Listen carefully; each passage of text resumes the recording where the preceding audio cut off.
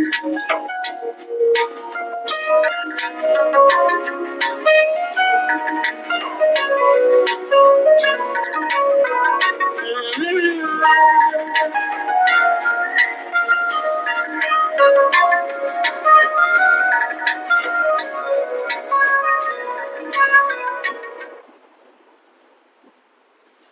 Students, कैसे हो आप लोग?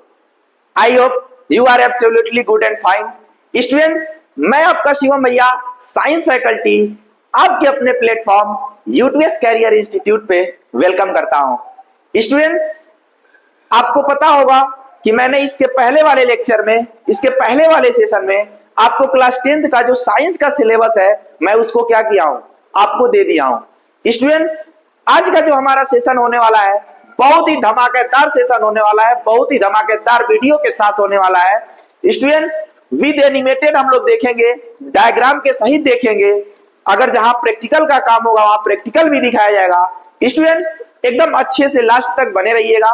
और स्टूडेंट्स, हर एक टीचर का पीडीएफ, पढ़ाया गया पीडीएफ, हैंड रिटन नोट्स को अगर आपको पाना है तो स्टूडेंट्स, यूटीएस कैरियर इंस्टीट्यूट का एप्लीकेशन लॉन्च हो चुका है, तो प्ले स्टोर पर जाकर उसको एक बार डाउनलोड जरूर कर लें।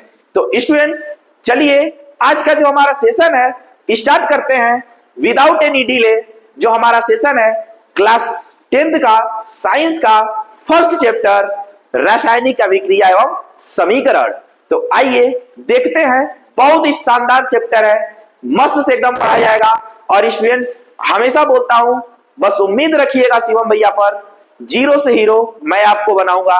बस हमेशा बोलता हूं स्टूडेंट्स, समय बहुत है, धीरे धीरे ही सही, लेकिन चलते रहना है, रेगुलर चलते रहना है।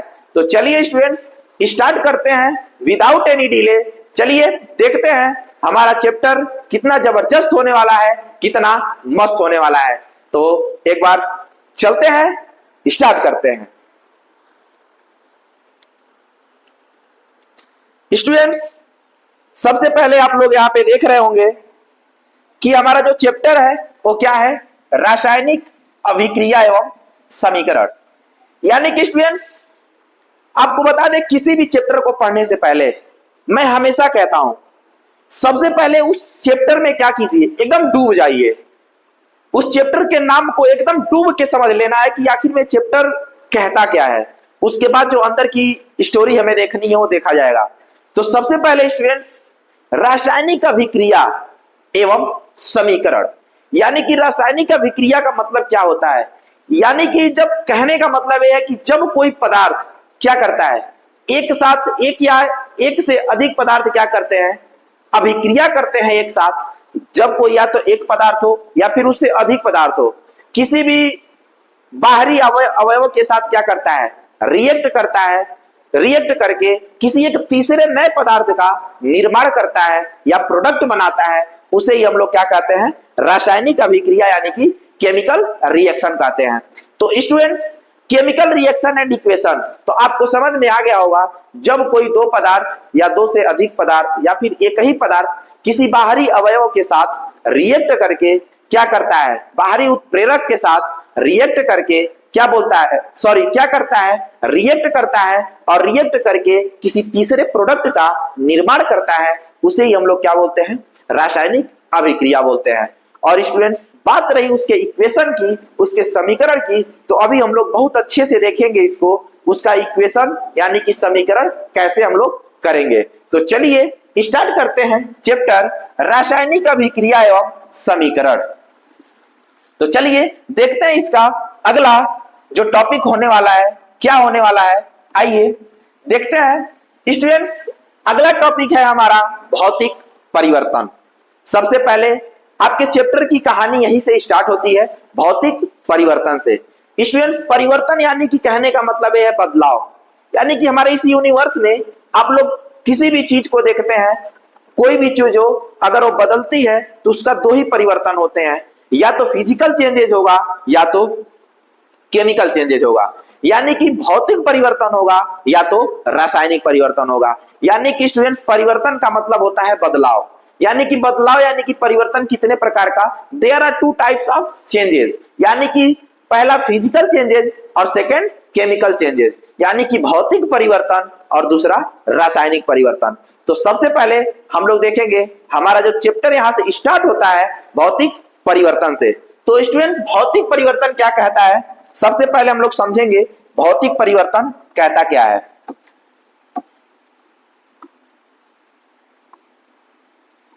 बोल रहा है स्टूडेंट्स, वे परिवर्तन जिनमें केवल पदार्थ की भौतिक अवस्था, कौन सी अवस्था, भौतिक अवस्था, आकार एवं भौतिक गुणों में क्या होता है, परिवर्तन होता है। किसमें, वे परिवर्तन जिसमें पदार्थ की भौतिक अवस्था, भौतिक अवस्था यानी कि उसकी भौतिक अवस्था, यानी कि कहने का मतलब है भौतिक अवस्था यानी कि जो उसका रियलिटी में जो अवस्था है उसमें क्या होगा, चेंज होना चाहिए। यानी कि स्टूडेंट से मेरा जो पेन है इसकी एक अवस्था है, इस अवस्था में अगर मैं इसको क्या करूं, तोड़ के क्या करूं, अगर इसको मैं चेंज कर दूं तो इसकी अवस्था चेंज हो गई और इसका आकार भी चेंज हो जाएगा। तो स्टूडेंट्स कहने का मतलब यह है कि जब किसी भी पदार्थ का क्या करेंगे, भौतिक अवस्था और उसके आकार और उसके भौतिक गुणों में क्या होगा, परिवर्तन होगा, परंतु उसके रासायनिक संगठन, रासायनिक संगठन एवं गुणों में, गुणों आदि पर कोई प्रभाव नहीं पड़ता है, उस परिवर्तन को भौतिक परिवर्तन कहते हैं। यानी कि स्टूडेंट्स रासायनिक गुण यानी कि केमिकल प्रॉपर्टीज, यानी कि उसके मतलब उसका जो गुण है, जो उसका गुण है रियलिटी में जो गुण है वो गुण क्या होगा, बदलेगा नहीं। यानी कि स्टूडेंट्स अगर कोई चीज है, अगर वो प्लास्टिक की है तो प्लास्टिक ही रहेगी, बस उसके आकार में क्या होगा, चेंजेज होगा, उसकी अवस्था में चेंजिंग होगी, लेकिन वो प्लास्टिक से कभी शीशा नहीं बन पाएगा। ठीक है, तो कहने का मतलब है कि उसके रासायनिक गुण में कोई बदलाव नहीं होगा, अगर बदलाव होगा तो सिर्फ उसमें भौतिक परिवर्तन, सॉरी भौतिक अवस्था में, भौतिक गुण में या फिर उसके आकार में। आप समझ गए होंगे। तो स्टूडेंट्स चलिए देखते हैं एग्जांपल के साथ हम लोग। सबसे पहले आपको बता दें स्टूडेंट्स, जो नोट्स नहीं बना रहा होगा वो नोट्स साथ में बनाते चलेगा और इसके साथ साथ लास्ट तक बने रहिएगा कि मैं क्या करूंगा, लास्ट में आपको इस पूरे पीडीएफ का स्कैनर, क्यूआर कोड जो होता है मैं आपको लास्ट में दे दूंगा पूरा पढ़ाने के बाद। लास्ट तक बने रहिएगा। और स्टूडेंट्स अगर वीडियो अच्छी लग रही हो तो दोस्तों के बीच शेयर करने में थोड़ी सी भी कंजूसी ना कीजिएगा, आपके साथ साथ आपके दोस्तों का भी क्या हो सके, फायदा हो सके। तो स्टूडेंट्स लास्ट तक बने रहिएगा, आपको पूरा पढ़ाने के बाद इसका क्यूआर कोड दिया जाएगा, क्यूआर कोड लेकर उसको डाउनलोड करके आप पीडीएफ को रख सकते हैं। लेकिन स्टूडेंट्स अगर आप अपना खुद का नोट्स बनाते हैं तो आपको बहुत अच्छे से समझ में आता भी है और बहुत अच्छा लगता भी है पढ़ने पे। तो मैं तो यही कहूंगा कि आप लोग खुद का नोट्स बनाते चलिए और अच्छे से लिखते चलिए, समझते चलिए। तो स्टूडेंट क्या कह रहा है यहाँ पे, वे परिवर्तन जिनमें केवल पदार्थ की भौतिक अवस्था, आकार एवं भौतिक गुणों में क्या होता है, परिवर्तन होता है, परंतु उसके रासायनिक संगठन, किसमें, रासायनिक संगठन एवं गुणों आदि पर कोई प्रभाव नहीं पड़ता, ऐसे परिवर्तन को क्या बोलते हैं, भौतिक परिवर्तन कहते हैं। एग्जाम्पल में देखते हैं स्टूडेंट्स, पहला हमारा बर्फ का गलना, बर्फ का गलना। यानी कि स्टूडेंट्स अगर आप अपने घर में फ्रिज में अगर बर्फ रखे होंगे, देखिएगा बात को एकदम अच्छे से समझना है। भौतिक परिवर्तन में हमने क्या पढ़ा है, किसी भी पदार्थ का क्या चेंज होगा, या तो उसकी भौतिक अवस्था चेंज होगी, अवस्था कहने का मतलब कि मतलब वो सॉलिड था, लिक्विड था और गैस था, यानी कि उसके चेंजेज होंगे। अगर मैं इसको क्या करूं, अगर ये सॉलिड में है, अगर इसको गला दिया जाए तो लिक्विड में आ जाएगा, यानी कि उसमें क्या होगा, उसकी केमिकल कोई चेंजेस नहीं होंगे, केमिकल कुछ नहीं चेंजेज होगा। अगर चेंज होगा तो सिर्फ इसकी भौतिक अवस्था चेंज होगी, आकार चेंज होगा और इसके भौतिक गुण चेंज होंगे। तो स्टूडेंट्स रासायनिक गुण पे कोई बदलाव, रासायनिक गुण पे कोई प्रभाव नहीं पड़ेगा। तो देखते हैं, समझते हैं सबसे पहले बर्फ का गलना पे। आप अपने घर में क्या करते होंगे, नॉर्मली अब गर्मी का दिन आ गया है, धूप वाला दिन, अगर इसमें आप लोग क्या करेंगे, अगर फ्रिज में बर्फ जमाते हैं आप लोग, अगर फ्रीजिंग पॉइंट से क्या करते हैं आप, बर्फ को क्या करते हैं, पानी को फ्रीज करते हैं, तो बर्फ जब बनता है, जैसे ही आप लोग बर्फ को बाहर निकालते हैं, जो हमारा टेम्परेचर होता है वो क्या होता है, अंदर बहुत कम होता है और बाहर आने पर क्या होता है, इंक्रीज कर जाता है, जिससे बर्फ क्या होता है, गलना शुरू कर देता है। तो आप लोग सोच के बताइएगा, बर्फ का जो आकार था, मान लीजिए किसी वो क्या कहते हैं, किसी बर्तन में आप क्या करते हैं, पानी को रख के बर्फ बना देते हैं, और जब उसको बाहर निकालते हैं तो क्या करता है, पानी के आकार में आ जाता है, सॉरी पानी में बदल जाता है। यानी कि उसकी पहले अवस्था क्या थी, सॉलिड में थी, अब वो क्या हुआ, लिक्विड में बदल गया। ध्यान दीजिएगा। अब यहां से जो हमारा ये बर्फ है, जो हमारा यहाँ पे बर्फ है, ये बर्फ जो आपको दिखाई दे रहा है, ये बर्फ, ये क्या होगा, अगर यहाँ पे गलना चालू करेगा तो क्या बन जाएगा, पानी बनेगा। ध्यान दीजिएगा, पानी बनेगा। जब पानी बना तो इसने क्या किया, सॉलिड से लिक्विड में चेंज किया, यानी कि इसकी भौतिक अवस्था बदल गई, आकार भी बदल गया, ठीक। और इसके क्या है, भौतिक गुण, यानी कि पहले क्या था, बर्फ में था, अब क्या बन गया, पानी बन गया, उसमें बदलाव हुआ। लेकिन इसके रासायनिक गुण में कोई परिवर्तन हुआ क्या, नहीं हुआ ना। क्या हुआ, अभी फिर पानी को अगर मैं फ्रीज कर दूं तो बर्फ बन जाएगा। यानी कि जो ये साइकिल चल रही है, यानी कि कहने का मतलब है स्टूडेंट्स कि भौतिक परिवर्तन दोनों दिशाओं में हो सकता है। क्या, दोनों दिशाओं में हो सकता है। यानी कि कहने का मतलब यह है कि बर्फ से पानी भी बना सकते हैं, फिर पानी से बर्फ भी बना सकते हैं। यानी कि उसके एकदम आराम से पढ़ना है स्टूडेंट, एकदम अच्छे से समझते चलना है, एकदम मस्त से पढ़ना है, एकदम धीरे धीरे ही सही, लेकिन रेगुलर चलते रहना है, एकदम अच्छे से पढ़ना है, एकदम आराम से समझते चलना है। विद डायग्राम मैं समझा रहा हूं आप लोगों को, एकदम समझिएगा अच्छे से। अगर ये गलना शुरू कर दिया तो इसका क्या हुआ, सबसे पहले इसका जो आकार था, अब ये पहले सॉलिड में था, सॉलिड से क्या किया, पहले आप लोग खुद सोचिए, पहले बर्फ क्या है, इस समय क्या है, सॉलिड स्टेट में है। अब जैसे ही गलना चालू करेगा, ये गलने के बाद क्या हुआ आपका, जैसे ही गलना चालू किया, ये आ गया किसमें आ गया आपका, लिक्विड स्टेट में, लिक्विड स्टेट में आया। यानी कि भौतिक अवस्था क्या हुई, इसकी बदल गई, आकार भी बदल गया, पहले कुछ इस आकार का था, अब पानी बन गया कुछ, अब आप समझ रहे होंगे किस आकार का हो गया। भौतिक गुणों में भी परिवर्तन हुआ, क्योंकि पहले बर्फ था, अब क्या बन गया, पानी बन गया। परंतु उनके रासायनिक संगठन एवं गुणों पर कोई प्रभाव नहीं पड़ता है, ठीक है, उसके रासायनिक गुणों एवं संगठन पे कोई प्रभाव नहीं पड़ता है। यानी कि अभी पानी से फिर अगर मैं इसको क्या करूं, फ्रीज कर दूं, तो फिर क्या होगा, बर्फ बन जाएगा, फिर उसको बाहर निकालेंगे, टेम्परेचर में जैसे डिफरेंस आएगा फिर उगल जाएगा। यानी कि ये साइकिल जो है चलती रहेगी, ठीक है, हमेशा चलती रहेगी। यानी कि कहने का मतलब है भौतिक परिवर्तन क्या होगा, दोनों दिशाओं में हो सकता है, ठीक है। अब अगला एग्जांपल है हमारा जल का वाष्पीकरण, यानी कि इवेपोरेशन ऑफ वाटर, ठीक है, इवेपोरेशन ऑफ वाटर। यानी कि स्टूडेंट्स आप जब देखे होंगे समुद्र का जो पानी होता है, समुद्र के जो पानी होते हैं वो क्या होता है, जैसे आप लोग क्या करते हैं, घर पे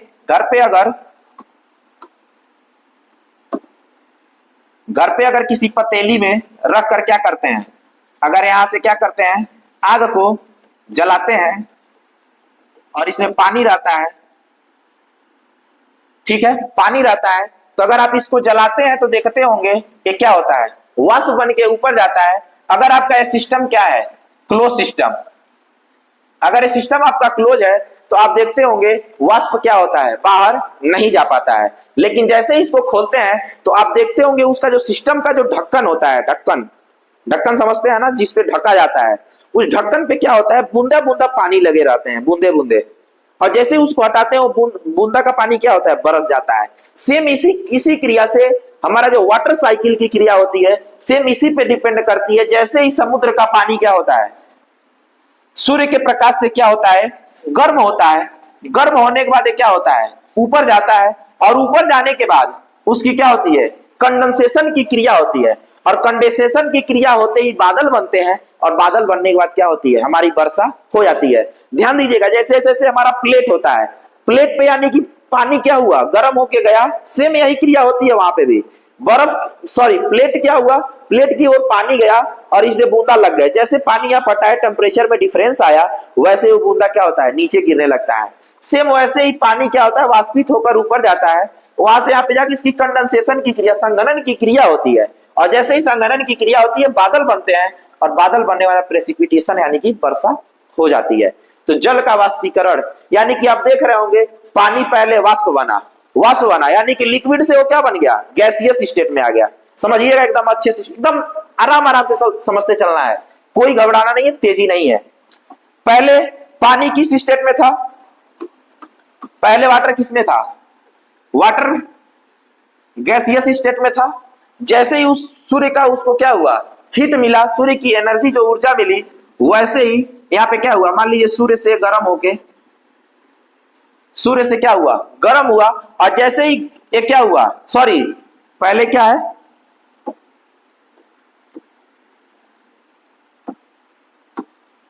वाटर क्या है, पहले लिक्विड स्टेट में है, क्या है, लिक्विड स्टेट में है। जैसे ही इसको सूर्य मिला, सूर्य के प्रकाश से ये क्या हुआ, लिक्विड से गैस बन गया। क्या बन गया, लिक्विड से गैस बन गया। तो आपने पहला देखा है यहाँ पे भौतिक अवस्था, यानी कि उसकी अवस्था में चेंजेज हुए कि लिक्विड से क्या बन गया, गैस बन गया। अब इसके आकार एवं भौतिक गुण भी चेंज हो जाएंगे। आकार यानी कि कहने का मतलब यह है कि पहले लिक्विड कुछ दूसरे तरीके से रहता है, और अब वो हवा बन गया, तो उसका कोई मतलब, कहने का मतलब आकार बदल गए, ठीक है, आकार बदल गए, और उसके गुण भी बदल गए, क्योंकि पहले लिक्विड था, अब क्या बन गया, अब गैस बन गया। तो आप यहाँ पे एकदम अच्छे से समझ पा रहे होंगे। तो स्टूडेंट्स आपको समझ में आ गया होगा। अब वो फिर जाके बारिश करके फिर पानी बन जाएगा, यानी कि ऐसे साइकिल चलती रहेगी। यानी कि फिजिकल चेंजेस, यानी कि क्या होता है, डबल डायरेक्शन, दोनों डायरेक्शन में हो सकता है, ठीक है, यानी कि भौतिक परिवर्तन दोनों दिशाओं में हो सकता है। चलिए अब चलते हैं इसके अगले टॉपिक की तरफ। सबसे पहले स्टूडेंट ये भी बता दें आपको, फर्स्ट लेक्चर आपका सिर्फ थ्योरेटिकल होगी, सेकंड लेक्चर में आपको अभी मैं समझाऊंगा बैलेंसिंग करना, उसके समीकरण को संतुलित करने का जो तरीका होता है मैं इस वीडियो में बताऊंगा, और समीकरण को संतुलित करने के लिए एक अलग धमाकेदार वीडियो आएगी सेकंड लेक्चर इसका, ठीक है। और थर्ड लेक्चर में हम लोग एनसीईआरटी सॉल्यूशन करते चलेंगे। बार बार कह रहा हूं, एकदम आराम आराम से समझते चलिएगा, एकदम आराम आराम से पढ़ते चलिएगा, बहुत मजा आएगा, बहुत मजा आएगा। बस अच्छे से चलिएगा, समझते रहिएगा। और अगर कोई प्रॉब्लम होती है तो कमेंट में एक बार शिवम भैया से बेहिचक बोलिएगा, भैया हमें प्रॉब्लम है। और जिस भी चीज की वीडियो की आप लोग की कमी लगेगी उसको कमेंट में जरूर बताइएगा कि भैया हमें इस चीज की वीडियो चाहिए, बट जो चैप्टर पढ़ लिए होंगे उसी का, नहीं तो बोल रहा हूं आराम आराम से ही चलना है, सारे चैप्टर्स आपको मिलेंगे, ठीक है। चलिए अगला टॉपिक देखते हैं हमारा क्या आता है, देखते हैं अगला टॉपिक।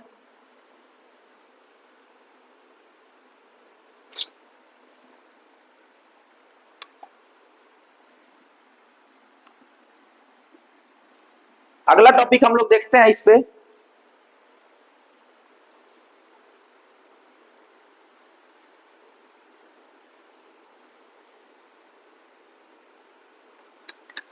अगला टॉपिक है हमारा स्टूडेंट्स क्या, रासायनिक परिवर्तन। यानी कि आपने पढ़ा है कि परिवर्तन कितने प्रकार का, दो प्रकार का, भौतिक और रासायनिक। आशा करता हूं आप लोग को भौतिक बहुत अच्छे से समझ में आ गया होगा। अगर कहीं भी कोई भी प्रॉब्लम होती है तो बेहिचक कमेंट करना है मेरे दोस्त, मेरे भाई, मेरे बहन, बेहिचक कमेंट करना है कि शिवम भैया ये समझ में नहीं आया है, तुरंत उसकी वीडियो आप तक पहुंच जाएगी फिर से, ठीक है। बट बेहिचक कमेंट कीजिएगा कि शिवम भैया हमें समझ में नहीं आया है। लेकिन अगर मैं कहूंगा इतने अच्छे से आपको समझा दिया जाएगा कि आपको कभी कंफ्यूजन हो ही नहीं सकता है, ठीक है। तो अगर बाई चांस होता भी है तो एक बार और वीडियो देखिएगा, अगर उसके बाद भी नहीं समझ में आता है तो आगे के लिए मैं हूं, गारंटी है, ठीक है। अगला परिवर्तन आता है रासायनिक परिवर्तन। रासायनिक परिवर्तन में बोल रहा है स्टूडेंट कि जबकि कुछ परिवर्तन ऐसे होते हैं जो पदार्थों के रासायनिक संगठन, क्या, जो पदार्थों के रासायनिक संगठन एवं गुणों को भी परिवर्तित कर देते हैं। वहां पे आप देख रहे थे कि सिर्फ उसकी भौतिक गुण ही, भौतिक अवस्था ही और उसका आकार ही चेंज हो रहा था, लेकिन यहाँ पे क्या होगा, दोनों चेंज हो सकते हैं, आकार भी चेंज हो सकता है और उसके रासायनिक गुण भी चेंज हो सकते हैं। यानी कि वह प्रॉपर्टीज, वह चेंजेस जिसमें क्या होगा, किसी पदार्थ की केमिकल प्रॉपर्टीज भी चेंज हो सकती है और उसके फिजिकल प्रॉपर्टीज भी चेंज हो सकते हैं। ठीक है, तो चलिए देखते हैं विद हम लोग एग्जाम्पल।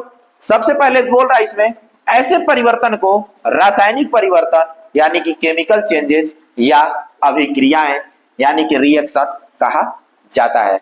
ठीक है, तो सबसे पहले स्टूडेंट आपको मैं बता दूं, मान लीजिए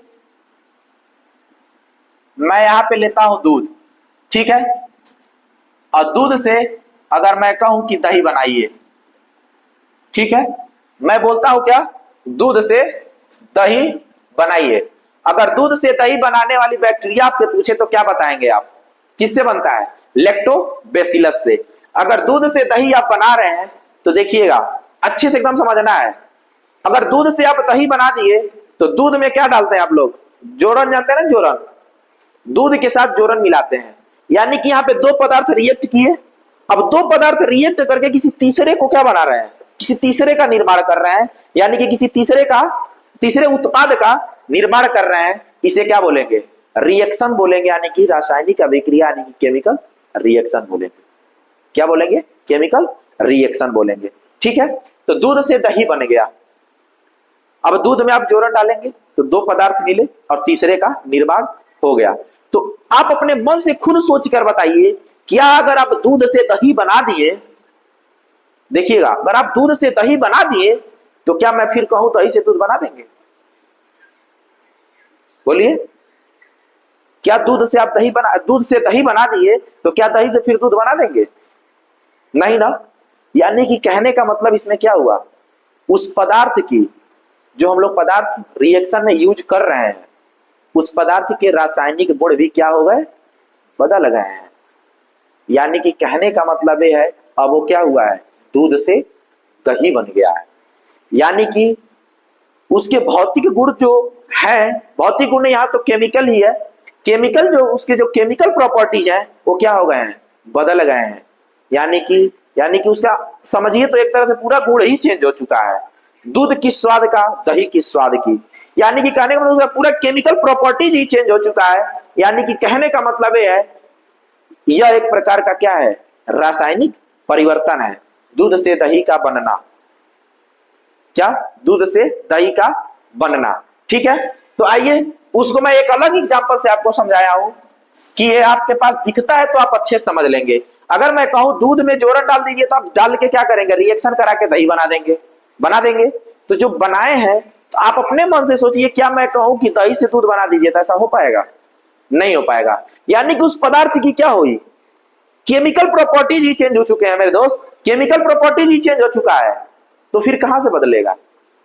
यानी कि एक तरीके से आप ये भी सोच सकते हैं कि रासायनिक परिवर्तन सिर्फ और सिर्फ वन डायरेक्शनल है, यानी कि सिर्फ एक ही दिशा में हो सकती है। मेरे दोस्त, मेरे भाई, मेरे बहन, बोल रहा हूं एकदम आराम से पढ़ते चलना है, घबराना नहीं है, बस उम्मीद रखना बहुत मजा आने वाला है चैप्टर में। बार बार कह रहा हूं, एकदम आराम से जिस टॉपिक को हमको अलग अलग लेक्चर में लेना पड़ेगा मैं लूंगा, ठीक है, मैं लूंगा, लेकिन एकदम अच्छे से पढ़ना। स्टूडेंट्स, कोई भी टीचर हो तुम्हारे लिए बहुत मेहनत करता है, चाहे कोई भी टीचर हो बहुत मेहनत करता है। ठीक है, तो स्टूडेंट्स अगर टीचर इतना मेहनत कर सकता है तो तुम्हें तो अपना फ्यूचर बनाना है मेरे दोस्त, क्यों नहीं पढ़ोगे अच्छे से पढ़ो मेरे दोस्त, अच्छे से पढ़ो, क्योंकि मंजिल पाना बहुत जरूरी है, लक्ष्य को पाना बहुत जरूरी है इस समय में, क्योंकि पूरी दुनिया किस पे मर रही है, पैसे पे, और पैसे का जरिया या तो बिजनेस नहीं तो एक एजुकेशन। ठीक है, तो स्टूडेंट्स चलिए देखते हैं जंग का। अब एग्जांपल हमारा क्या है, जंग का लगना, यानी कि कोरोजन। अभी हम लोग इसके पहला भी, इसके बाद हम लोग लास्ट टॉपिक में पढ़ेंगे जंग का लगना। ठीक है, संक्षारण। आप खुद सोचिए कि क्या अगर एक लोहे पे जंग लग जाए, एक प्योर लोहे पे जंग लग जाए, तो क्या उस प्योर लोहे पे लगा जंग से फिर कहूं कि मैं लोहा प्योर बना दो तो बना पाओगे, नहीं बना पाओगे। यानी कि उसके क्या हुए हैं, केमिकल प्रॉपर्टीज ही चेंज हो चुकी है मेरे दोस्त। क्या हुआ है, केमिकल प्रॉपर्टीज ही चेंज हो चुके हैं। ठीक है, जब केमिकल प्रॉपर्टीज ही चेंज हो चुका है यानी कि फिर से उसी दिशा में दोबारा जा नहीं पाएगा। समझ में आ गया। अब अगला आता है आपका कागज का जलना। कागज को घर पे कभी जला के देखना आप लोग, ठीक है, कागज को कभी घर पे जलाकर देखना। जब जला दोगे तो जो उसका राख बनेगा, तो क्या राख से फिर से कागज बना दोगे आप? नहीं बना पाओगे। यानी कि कहने का मतलब उसकी रासायनिक प्रॉपर्टी यानी कि केमिकल प्रॉपर्टीज ही चेंज हो चुके हैं, यानी कि फिर से वो पहली अवस्था में आ नहीं पाएगा। आगे समझ में, यानी कि उसकी अवस्था के साथ साथ क्या होगा, केमिकल प्रॉपर्टीज भी चेंज हो जाएंगे। ठीक है, ये हो सकता है कि दोनों ना हो, लेकिन होंगे तो इसमें इतना तो फिक्स है कि केमिकल प्रॉपर्टी चेंज होगा।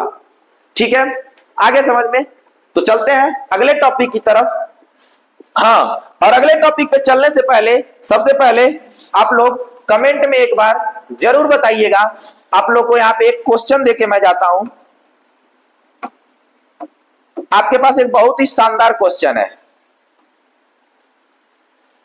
एक मान लीजिए यहां पे मैं लेता हूं एक मोमबत्ती,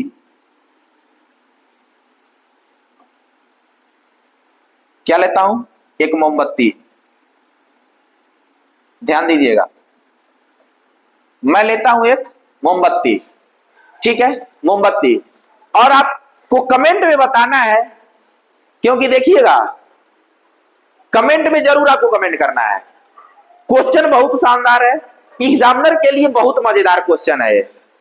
आपको इसी टॉपिक पे अगर क्वेश्चन आने वाला होगा तो एमसीक्यू में आ सकता है कि मोमबत्ती का जलना और मोमबत्ती का पिघलना।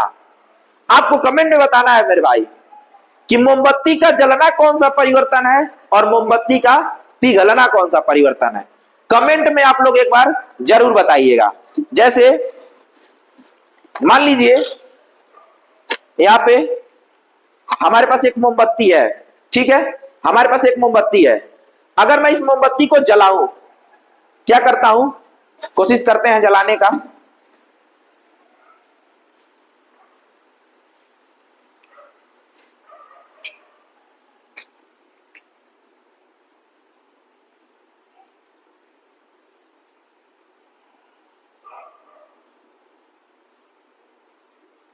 देखिएगा यहां पे मोमबत्ती जल रहा है, ठीक है, हमने कोशिश किया, जल गया।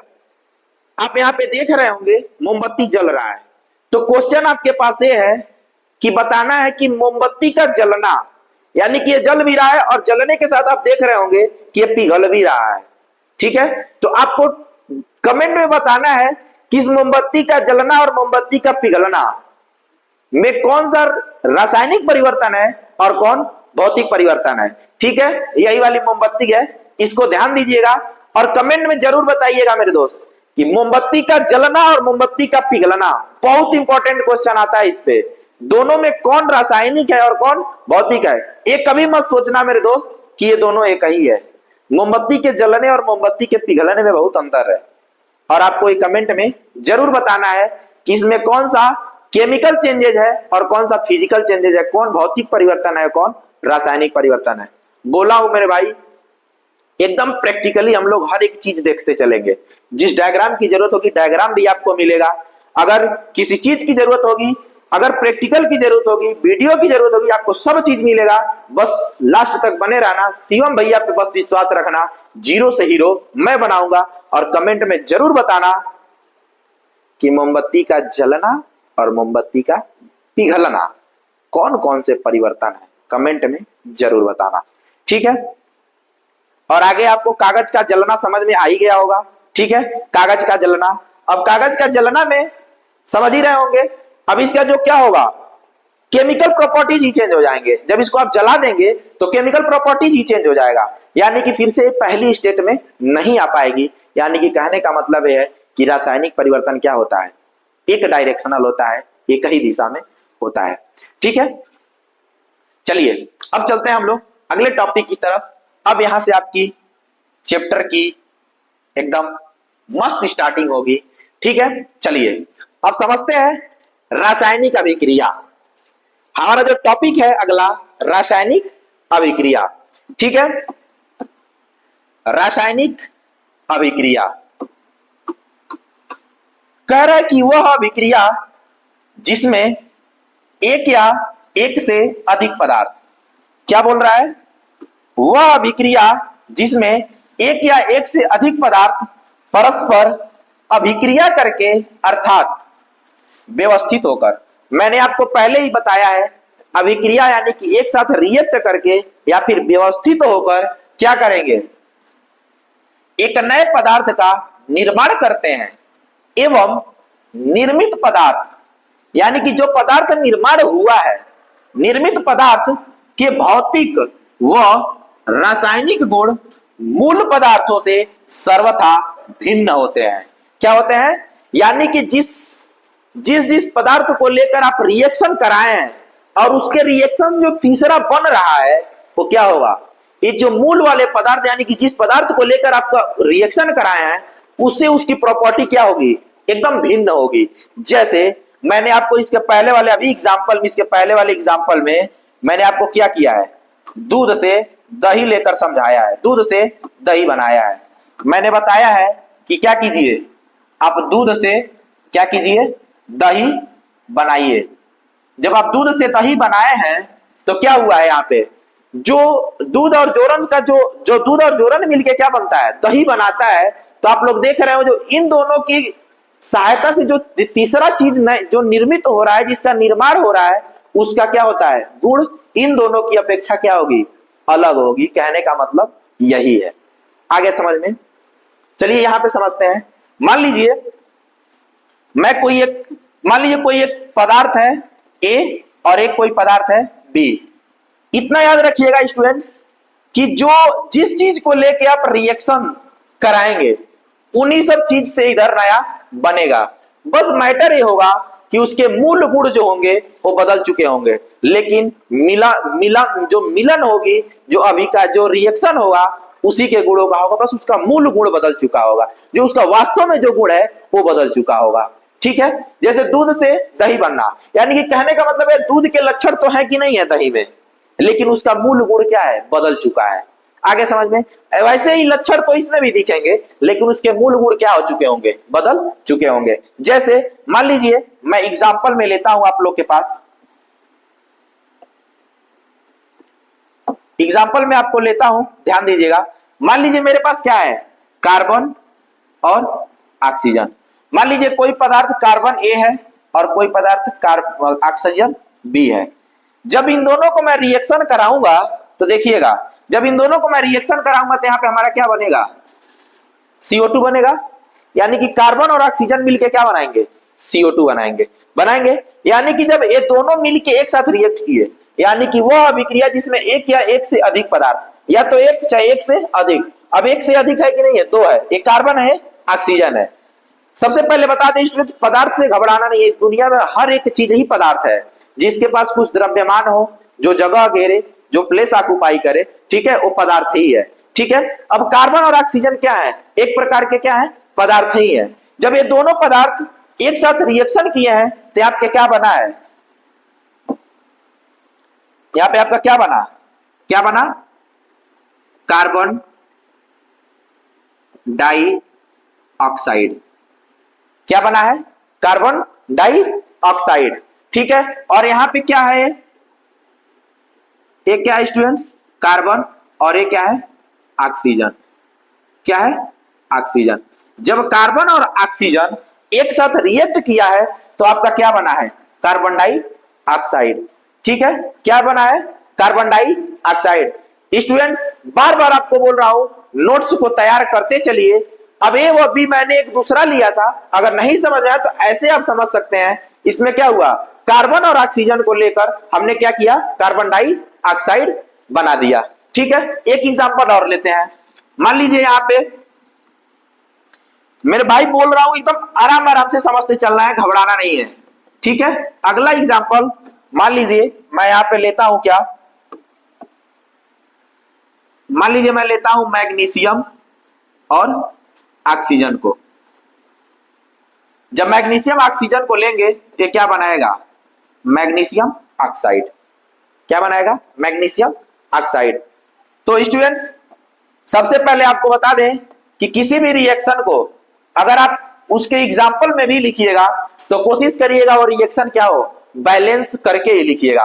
अभी इसके बाद मैं बैलेंसिंग आपको समझाऊंगा, ठीक है। तो सबसे पहले आप देखेंगे यहाँ पे मैग्नीशियम 1 है और ऑक्सीजन 2 है। तो यहाँ पे जब मैग्नीशियम ऑक्साइड बनेगा, ठीक है, जब मैग्नीशियम ऑक्साइड बनेगा तो आप यहाँ पे देख रहे होंगे ऑक्सीजन 2 है, तो हमें ऑक्सीजन इस साइड भी 2 करना है, ठीक है। मैं संतुलित करना आपको बताऊंगा अभी इसके आगे वाले में, लेकिन हम लोग एग्जाम्पल सहित लिख रहे हैं तो पहले एग्जाम्पल को भी हम लोग बैलेंस कर लें, ठीक है। तो ऑक्सीजन इधर 2 है तो ऑक्सीजन उधर 1 ही है, इसलिए ऑक्सीजन को हम लोग 2 बनाने के लिए स्टूडेंट्स कभी इतना याद रखिएगा उसके नीचे कभी नहीं लगाते हैं, बैलेंसिंग करते समय हमेशा उस एलिमेंट के आगे हम लोग लगाते हैं।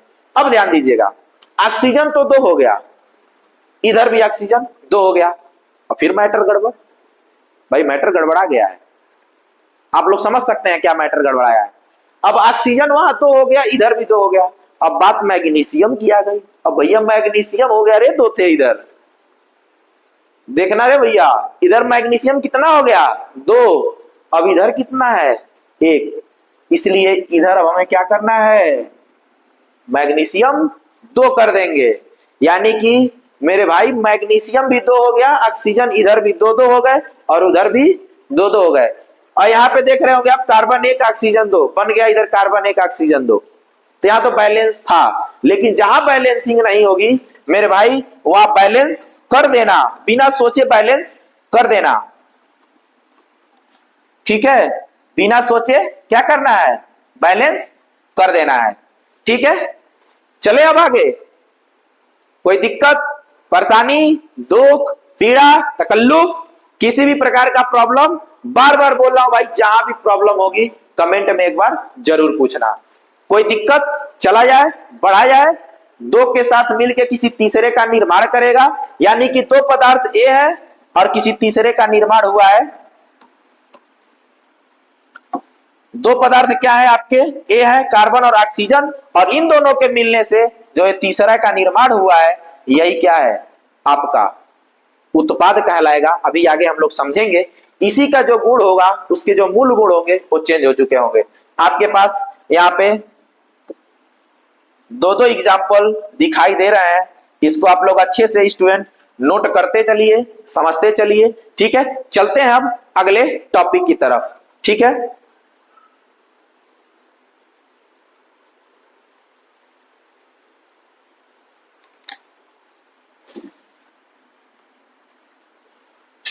देखते हैं अगले टॉपिक की तरफ चलते हैं।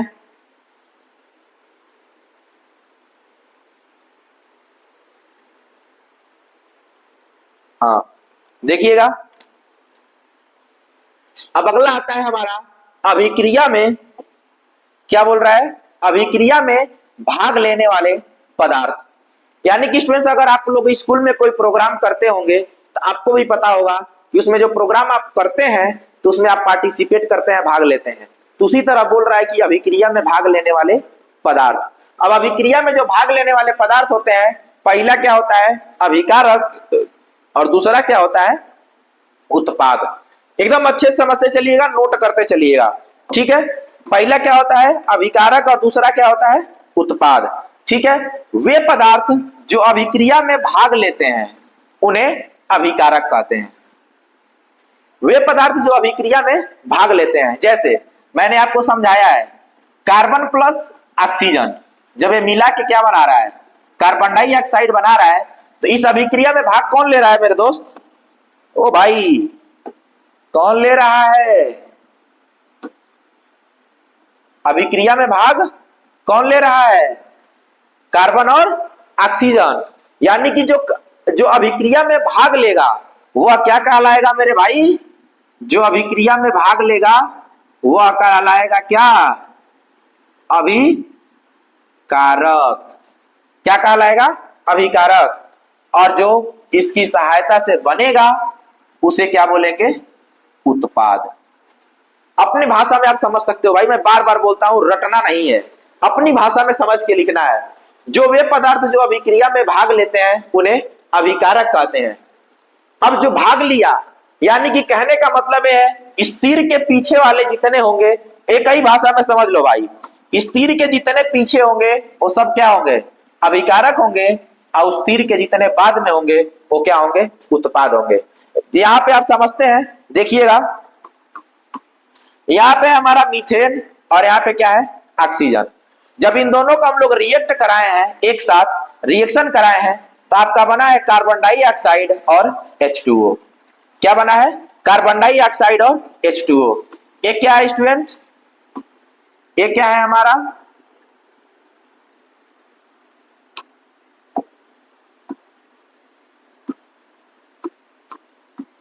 ये क्या है हमारा, क्या है, मीथेन। क्या है, मीथेन। और एक क्या है, ऑक्सीजन। जब एक साथ रिएक्ट किया है तो आपका क्या बना है, कार्बन डाइऑक्साइड और सॉरी वाटर। क्या बना है, कार्बन डाइऑक्साइड और वाटर।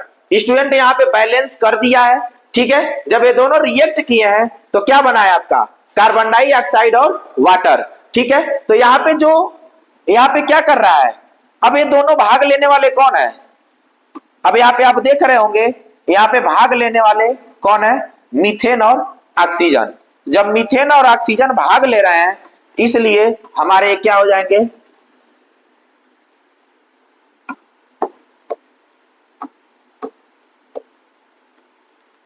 अब मीथेन और ऑक्सीजन यहाँ पे भाग ले रहे हैं, तो ये हमारे क्या हो जाएंगे स्टूडेंट्स, क्या हो जाएंगे, क्या हो जाएंगे, अभिकारक। क्या हो जाएंगे, अभिकारक। यानी कि जो रिएक्शन में भाग लेगा, अब दूध और जोरन क्या है, अभिकारक है, और जो दही बन रहा है वो उत्पाद है। आ रहा है समझ में, मजा, एकदम मस्त से पढ़ो मेरे भाई, मजा आ रहा होगा। कमेंट में एकदम करना मेरे भाई, अगर मजा आ रहा होगा वीडियो में तो कमेंट करना नहीं भूलना, और जहां ना समझ में आ रहा हो उसका भी कमेंट करना। मैं ये नहीं कह रहा वो नहीं करना है, हर प्रकार का कमेंट करना है, जहां तुमको दिक्कतें आई वो भी, अगर मजा आया तो भी, और मजा आ रहा होगा दोस्तों के पास शेयर करना कभी मत भूलना, ठीक है। चलते हैं, देखते हैं अगला। अभिक्रिया के बाद बनने वाले नए पदार्थ को उत्पाद कहते हैं। यानी कि जैसे इसमें तुमने क्या किया, अभिक्रिया कराया, तो इधर जो बना ये तुम्हारा क्या है, H2O, वाटर। वाटर यानी कि पानी, ठीक है, वाटर यानी कि पानी, ठीक है। रिएक्ट कराए तो इधर जो बना, इधर जो बना ये तुम्हारा क्या हो गए, यानी कि तीर के पीछे, यानी कि जो रिएक्शन कर, जिसके सहायता से रिएक्शन हुआ वो क्या हो गए, अभिकारक हो गए, और जो रिएक्शन के बाद बने वो क्या हो गए भाई, क्या हो गए, उत्पाद। यानी कि कहने का मतलब ये है, जो अभिक्रिया में भाग लिया वो अभिकारक, और जो अभिक्रिया के बाद बना वो उत्पाद। आ गया समझ में मेरे दोस्त, मेरे भाई, मेरे बहन, एकदम अच्छे समझ में आ गया। आगे बढ़ा जाए, चलते हैं। नोट करते रहना भाई, वीडियो को पॉज करके नोट करते रहना जहां ना समझ में आए, ठीक है। चलते हैं अब इसके,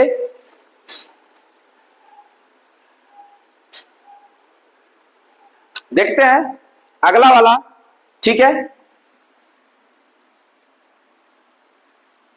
अब आ गया हमारा रासायनिक समीकरण। क्या आ गया, रासायनिक समीकरण। आज इसका रिमोट भी थोड़ा बहुत काम नहीं कर रहा है, चलो कोई नहीं, स्लाइड चेंजर भी है हमारे पास, ठीक है। चलते हैं, देखते हैं रासायनिक समीकरण। रासायनिक समीकरण देखिए क्या कह रहा है, रासायनिक अभिक्रिया रासायनिक समीकरण द्वारा निरूपित की जाती है।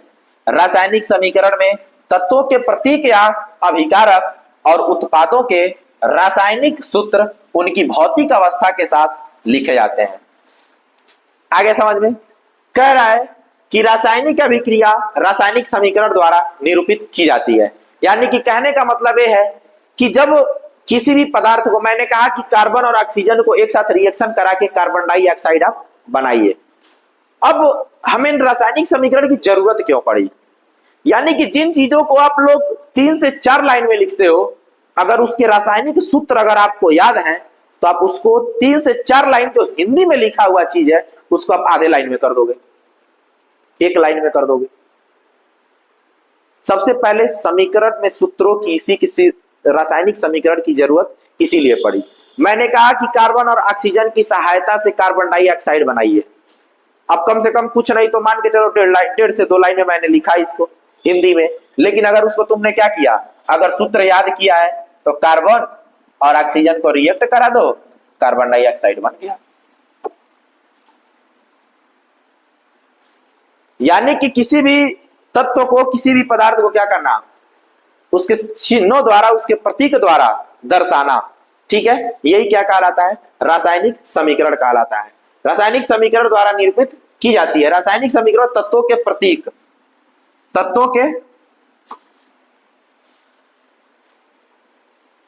क्या बोल रहा है, तत्वों के प्रतीक या अभिकारक और उत्पादों के रासायनिक सूत्र।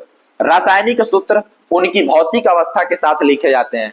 भौतिक अवस्था का मतलब वो किस अवस्था में है, सॉलिड में है कि लिक्विड में है, किस में है। ठीक है, जैसे मान लो यहां पे मैं समझने के लिए, मान लो यहां पे मैं लेता हूं सोडियम क्लोराइड सॉलिड स्टेट में, यानी कि कहने का मतलब है उसके चिन्ह के साथ साथ आप क्या लिखिए, उसका स्टेट भी लिखिए। अब ये क्या बनेगा, Ag+Cl2 बनाएगा। ठीक है, Ag+Cl2 बनाएगा। आपसे बार बार बोला हूं किसी भी एग्जांपल को लिखने के लिए उसको बैलेंस जरूर कर दीजिएगा। अब Ag_Cl2, Cl2 उधर 2 है, इधर 1 है, तो यहाँ पे 2 लिख देंगे तो Ag_Cl2 हो गया, उधर भी 2, इधर भी। अब बात आ गई Ag पे, अब Ag इधर 2 है, बस क्या करिए यहाँ पे 2 लगा दीजिए। तो कहने का मतलब ये है कि यहाँ पे क्या हो गया, ये भी सॉलिड में हो जाएगा और ये क्या हो जाएगा, गैसियस में हो जाएगा। यानी कि किसी भी रासायनिक अभिक्रिया को उसके स्टेट और उसके क्या करना है, अवस्था के साथ लिखना ही क्या कहलाता है, रासायनिक समीकरण कहलाता है। ठीक है, अभी हम लोग इसके आगे समझेंगे, एकदम अच्छे से समझेंगे। ठीक है, तो आप लोग को समझ में आ गया। अब कह रहा है कि रासायनिक अभिक्रिया में आवश्यक परिस्थितियां जैसे ताप, दाब, उत्प्रेरक आदि को तीर के निशान के नीचे, ऊपर या नीचे दर्शाया जाता है। चलिए लिख ही देते हैं, यहाँ पे हम लोग एग्जाम्पल के साथ लिख ही देते हैं मेरे भाई, क्यों घबराना है, जब शिवम भैया है तो क्यों घबरा रहे हो। मान लो मैं यहाँ पे सोडियम ब्रोमाइड लेता हूं। ठीक है, sodium bromide, sorry silver bromide, sorry silver bromide मैंने लिया। जब इसको मैंने रिएक्ट कराया तो यहाँ पे क्या बना, सिल्वर प्लस ब्रोमाइड। ठीक है, बना। यहाँ पे आप देख रहे होंगे किसी भी रिएक्शन को, मैं बार बार बोल रहा हूं, किसी भी रिएक्शन को करने के लिए उसको बैलेंस करना बहुत जरूरी है एग्जाम्पल में। यहाँ पे मान लीजिए मैं एग्जाम्पल लेकर के इसको आपको बता रहा हूं। ठीक है, अब आप जैसे आप रिएक्ट कराए, सिल्वर ब्रोमाइड बना। अब देख रहे होंगे इधर ब्रोमाइड 2 और इधर 1 ही है। ठीक है, तो इसलिए हमें क्या करना पड़ेगा, यहाँ पे इसको बैलेंस करने के लिए हमें क्या करना पड़ेगा, इधर 2 लगाना पड़ेगा। अब जैसे इधर 2 लगाए, अब सिल्वर इधर 2 हो गया, इधर सिल्वर 1 ही है, इसलिए इधर भी 2 करने के लिए हम लोग क्या करेंगे, इसको बैलेंस कर देंगे। ठीक है, अब ध्यान दीजिएगा वो क्या बोल रहा है। वो बोल रहा है कि जिस भी रासायनिक अभिक्रिया को आप लिखिए उसके स्टेट के साथ लिखिए। अब मान लीजिए क्या है, सॉलिड स्टेट में है। ठीक है, अब यहाँ पे क्या हुआ, रुक जाइए, इसको थोड़ा सा दूर दूर लिखते हैं, इसका स्टेट लिखा जाए। ठीक है, अब ये क्या हुआ, आपका सॉलिड में आ गया। ठीक है, प्लस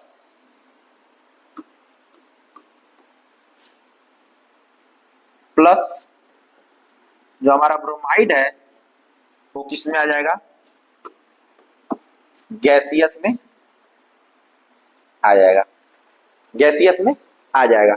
यानी कि स्टूडेंट आप यहाँ पे देख रहे होंगे आपका एक बहुत अच्छा खासा, अब मैंने क्या बोला, आपसे बोला है कि सिल्वर ब्रोमाइड को रिएक्शन कराइए, रिएक्शन करा के बनाइए। तो आपने क्या किया, इसको मतलब इसमें हम लोग ये समझना था कि रासायनिक अभिक्रिया में आवश्यक परिस्थितियां जैसे ताप, दाब, उत्प्रेरक आदि को तीर के निशान के ऊपर या नीचे दर्शाइए।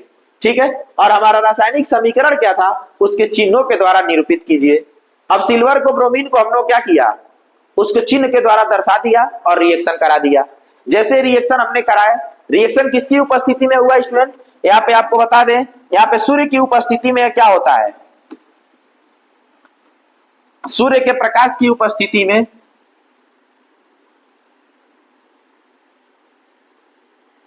सूर्य का प्रकाश, सूर्य के प्रकाश की उपस्थिति में क्या होता है, डिकम्पोज हो जाता है, यानी कि टूट जाता है।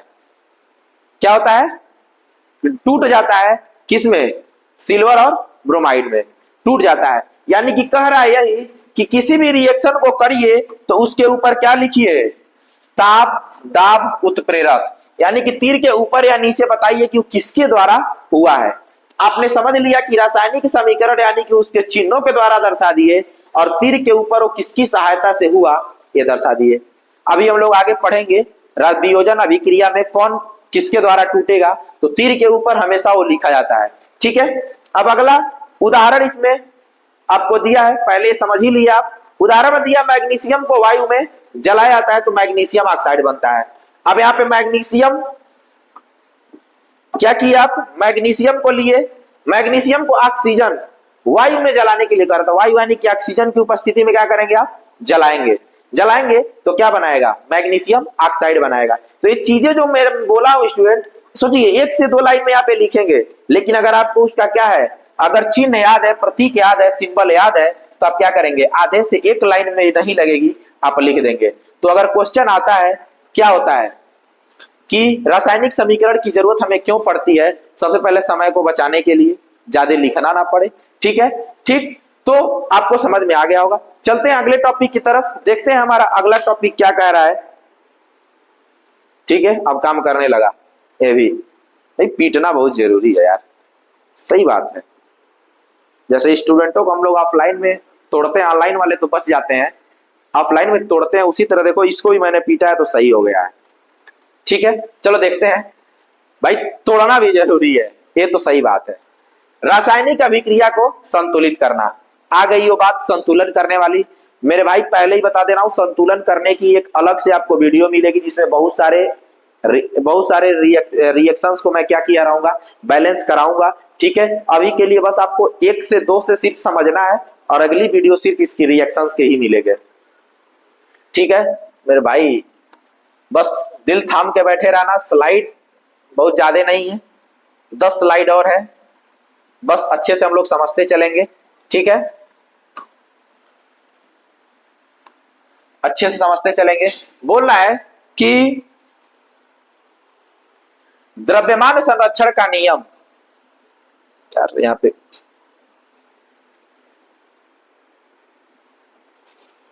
कुछ पैर में लग गया है। ठीक है, देखते हैं आगे। अगला बोल रहा है इसमें स्टूडेंट कि द्रव्यमान संरक्षण का नियम, किसी भी रासायनिक अभिक्रिया में द्रव्यमान का न तो निर्माण होता है और ना ही विनाश होता है। यानी कि द्रव्यमान संरक्षण का नियम, कंजर्वेशन ऑफ मास, द्रव्यमान संरक्षण के नियम के अनुसार किसी भी रासायनिक अभिक्रिया में ना ही किसी पदार्थ का क्या होता है, ना ही किसी पदार्थ के द्रव्यमान का निर्माण होता है और ना ही विनाश होता है। ठीक है, तो आगे बोल रहा है कि रासायनिक अभिक्रिया के पहले अभिकारक एवं उसके पश्चात उत्पाद प्रत्येक तत्व के परमाणुओं की संख्या समान होनी चाहिए। रासायनिक अभिक्रिया में संतुलन करने का मतलब क्या है, बोल रहा है कि रासायनिक अभिक्रिया के पहले अभिकारक एवं उसके पश्चात उत्पाद प्रत्येक तत्व के परमाणुओं की संख्या क्या होनी चाहिए मेरे दोस्त, समान होनी चाहिए। मैंने इसके पहले ही देखे हैं आप लोग, समान कर करके सब बताया हूं। ठीक है, यहां पे चलते हैं, समझ लेते हैं। एक और कहां भगना थोड़ी है इतना। मान लीजिए मैं एक एग्जांपल लेकर समझाता हूं इसको, देखिएगा। मान लीजिए यहाँ पे है हाइड्रोजन और एक क्या है, ऑक्सीजन। जब इसको आप रिएक्ट कराएंगे ये बनाएगा पानी, यानी कि जल बनाएगा। कई बार आप लोग से क्वेश्चन पूछा भी जाता है, भाई पानी किससे मिलकर बनी है? तो भाई अगर सिंबल जानते रहोगे, फार्मूला जानते रहोगे तभी बता पाओगे, यानी कि हाइड्रोजन और ऑक्सीजन से। तो मेरे दोस्त अब यहाँ पे देख रहे होगे हाइड्रोजन कितना है, 2, इधर भी 2, लेकिन ऑक्सीजन इधर 2 है और ऑक्सीजन इधर 1 ही है। इसलिए हमें क्या करना पड़ेगा, क्या करना पड़ेगा भाई, हमें दोनों तरफ, पहले ही बोल दिया है कि रासायनिक अभिक्रिया के पहले अभिकारक, यानी कि ये अभिकारक है और उसके पश्चात उत्पाद, प्रत्येक तत्व के परमाणुओं की संख्या क्या होनी चाहिए, समान होनी चाहिए। अब हमें इसको क्या करना है भाई, समान करना है। अब समान करेंगे तो मैं यहां अगर दो लगा दूंगा तो आप जान रहे हो ऑक्सीजन कितना हो जाएगा, 2 हो जाएगा। बट फिर मैटर गड़बड़ हो गया। अब ऑक्सीजन को मैंने 2 कर दिया है, लेकिन 2 दूना 4। याद रखना मेरे भाई, जब ऐसे आगे और इस यहाँ पे दोनों होते हैं, दोनों को जोड़ा जाता है, मल्टीप्लाई करते हैं, 2 दूना 4, यानी कि अब हाइड्रोजन कितना हो गया, 4 हो गया। तो अब हाइड्रोजन को भी इधर भी 4 करना पड़ेगा, तो इसलिए हम इधर भी 2 लगा देंगे, यानी कि हाइड्रोजन इधर 4, इधर भी 4, ऑक्सीजन इधर 2, इधर भी 2, तो ये 2। अच्छे से पढ़ना मेरे भाई, ध्यान से, एकदम आराम आराम से लेके चल रहा हूं, कोई तेजी नहीं है, समय बहुत है। अभी रिजल्ट नहीं आया किसी भी बोर्ड का और आपके लेक्चर्स चालू हो गए। अच्छे से पढ़िएगा, समय बहुत ज्यादा है मेरे भाई, बहुत ज्यादा समय है, आराम आराम से चलो, कोई दिक्कत नहीं है, ठीक है। अब चरणबद्ध संतुलित करना, हीट एंड ट्रायल विधि। समीकरण को मैं एकदम इजी वे में कैसे चरणबद्ध तरीके से आप क्या कर सकते हैं, उसको संतुलित कर सकते हैं। तो चलिए आप इसको स्टार्ट करने से पहले थोड़ा पानी पी लिया जाए, ठीक है। आप भी लोग एकदम अच्छे से बैठे रहिए, कहीं उठना नहीं है, बैठ के जहां भी बैठे हो पानी वानी लेके बैठ जाइए, एकदम अच्छे से पढ़ना है। बहुत मजेदार क्लास होने वाली है, आगे आने वाले बहुत लाजवाब होने वाले हैं क्लास, आगे आने वाला टॉपिक बहुत शानदार है, ठीक है। इसके सेकंड लेक्चर में मिलेंगे बहुत अच्छे से, पूरा हम लोग रिएक्शन करा के, ठीक है। तब तक के लिए बस हमें थ्योरी खत्म करनी है, इसमें खत्म करके इसका सेकंड लेक्चर पूरी बैलेंसिंग के साथ मिलेंगे, ठीक है। तब तक पानी वानी पी लिया जाए, अभी 2 मिनट में फिर पढ़ा जाएगा, ठीक है। तब तक आप भी लोग पानी पी लीजिए, जहां भी बैठे हो पानी लेके बैठे रहिए, बहुत मजेदार क्लास होने वाली है।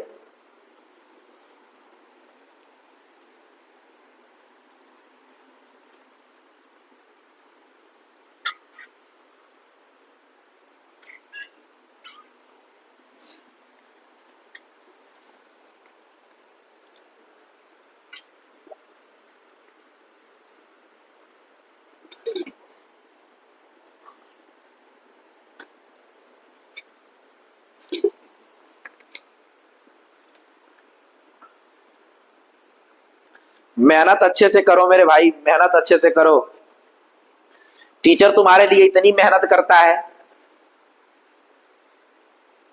बता दें, रात के 1:03 हो रहे हैं, तुम्हारे लिए टीचर अगर इतना कर सकता है तो तुम अपने लिए क्यों नहीं कर सकते हो। मेहनत करो मेरे दोस्त, अच्छे से पढ़ाई करो, जहां ना समझ में आए एकदम बेहिचक कमेंट करना कि शिवम भैया हमें समझ में नहीं आया है, तुरंत आपको बताया जाएगा, बस बढ़िया से पढ़ते रहो, ठीक है। पानी वानी पी लिए, चला जाए, आगे बढ़ा जाए।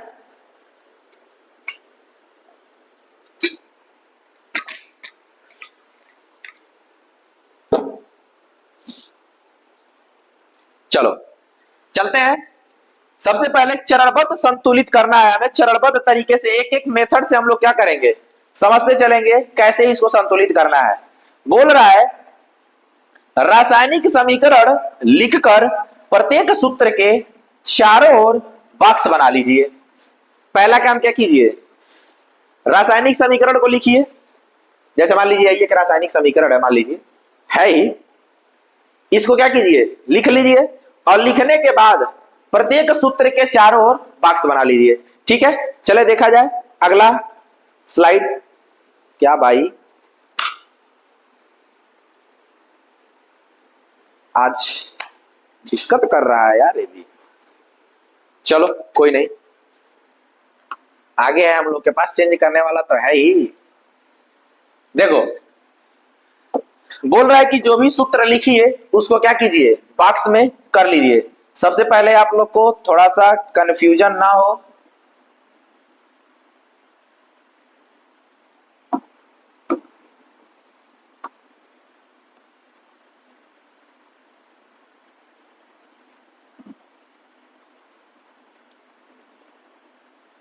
इसको आप लोग अच्छे से कर लीजिए, H2O, ठीक है। यहाँ पे Fe3O4 है भाई। एकदम शिवम भाई खड़े हैं, एकदम घबराना नहीं, शिवम भैया खड़े हैं। जहां भी तुम्हें हमें लगेगा कि तुम्हें प्रॉब्लम हो सकती है, वहां एकदम प्रॉब्लम को तुम्हारे सॉल्व किया जाएगा। और जहां भी तुम्हें लगे कि तुम्हें प्रॉब्लम है तो बेहिचक कमेंट में बोलना भाई, बेहिचक बोलना कमेंट में, शिवम भैया हमें यहाँ दिक्कत हो रही है, तुरंत उसका सॉल्यूशन आपको मिलेगा, बस घबराइएगा नहीं। H2O Fe3O4 था और यहाँ पे क्या था, H2 था। ठीक है, तो ये बोल रहा है कि पहला कि क्या कीजिए, जितने भी आप रासायनिक समीकरण लिखे हैं उसके सभी के पास क्या कीजिए, सूत्र के पास क्या कीजिए, बॉक्स बना लीजिए। चारों ओर से क्या कीजिए, बॉक्स बना लीजिए। ठीक है, एक यहां हो गया, एक यहां हो गया, एक यहां हो गया, एक यहां हो गया। अब दूसरा क्या कह रहा है, पहला में क्या किया, बोल रहा है कि रासायनिक समीकरण लिखिए और उसको क्या कीजिए, चारों तरफ बॉक्स बना लीजिए। संतुलित करते समय बॉक्स के अंदर कुछ भी परिवर्तन नहीं कीजिए, संतुलित करते समय बॉक्स के अंदर कुछ भी परिवर्तन नहीं कीजिए। अब क्या कह रहा है, चरण दूसरा में समीकरण में उपस्थित विभिन्न तत्वों के परमाणुओं की संख्या नोट कीजिए। क्या कीजिए, परमाणुओं की संख्या नोट कीजिए। तब अच्छे समझना है भाई, घबराना नहीं, तब अच्छे समझना है। सबसे पहले हम लोग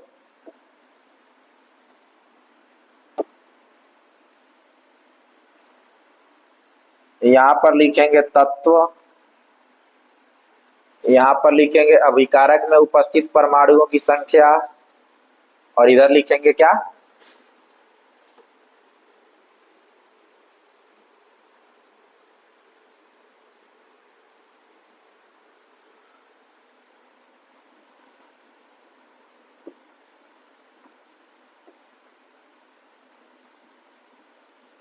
भाई थोड़ा सा देख लेना, सीधा है, ठीक है, ठीक है, ठीक है।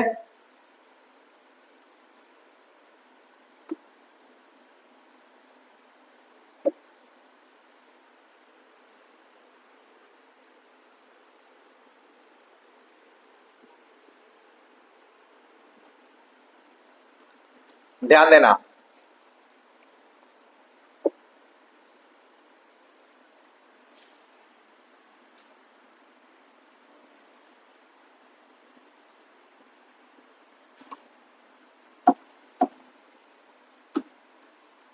मतलब आराम आराम से समझते चला जाए।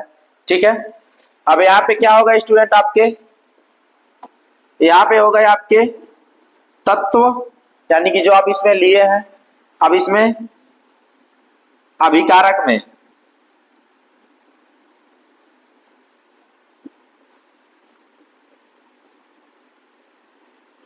अभिकारक में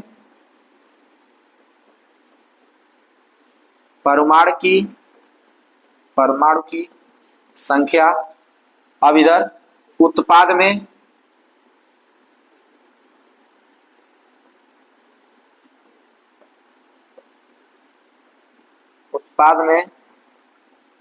परमाणु की संख्या।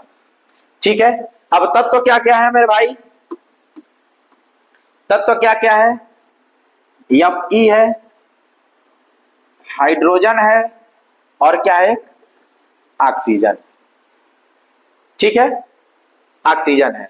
अब ध्यान देना, पहला चरण में क्या बोला है कि सभी समीकरण को लिखिए और उसको क्या कीजिए, बॉक्स में बंद कर दीजिए।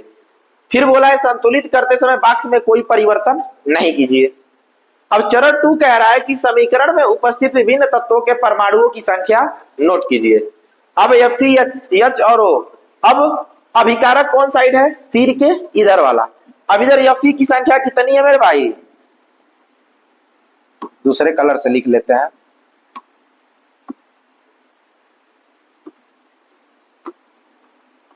Fe की संख्या इधर कितना है भाई, 1 है। अब उत्पाद के साइड कितना है? 3 है। अब हाइड्रोजन की संख्या अभिकारक के साइड कितनी है? 2 है। इधर कितनी है? इधर भी 2 है। अब ऑक्सीजन, ध्यान देना, जैसे मैं चरण वाइज बता रहा हूं ऐसे करोगे ना, गारंटी कह रहा हूं कोई क्वेश्चन नहीं फंसेगा। बस जिस स्टेप से, जिस ट्रिक से मैं बता रहा हूं इस तरह करते चलना। सबसे पहले समीकरण को लिखिए, जो भी दिया उसको लिखिए, बॉक्स में बंद कर दीजिए। दूसरा क्या करना है, ऐसे जितने भी समीकरण, अभिकारक में परमाणु की संख्या, उत्पाद में परमाणु की संख्या लिखिए, ऐसे ग्राफ बना के लिखिए, और जितने तत्व हो इधर लिखिए, अभिकारक में उनकी संख्या लिखिए, उत्पाद की तरफ संख्या लिखिए। अब ऑक्सीजन का अभिकारक में कितना है? 1 है, और इधर कितना है? 4 है। सेकेंड चरण 2, स्टेप 2 क्या हुआ? खत्म हो गया। आपने इतना कर दिया, विभिन्न तत्वों के परमाणुओं की संख्या नोट कीजिए। नोट हो गया? आगे चलते हैं। अगला बोल रहा है कि सबसे अधिक परमाणु वाले तत्व को अभिकारक या उत्पाद का, अभिकारक या उत्पाद की चिन्ह लगाकर, उत्पाद की परमाणु की संख्या का लगाकर, उचित गुणांक लगाकर संतुलित कीजिए। यहां पे कुछ मिस्टेक है। सबसे अधिक परमाणु वाले तत्व को अभिकारक या उत्पाद की परमाणु की संख्या रहेगा मेरे भाई, यहां पे लिख लेना, परमाणु की संख्या लगाकर, उचित गुणांक लगाकर क्या कीजिए? संतुलित कीजिए। कुछ प्रिंटिंग मिस्टेक है। सबसे अधिक परमाणु वाले तत्व को अभिकारक या उत्पाद की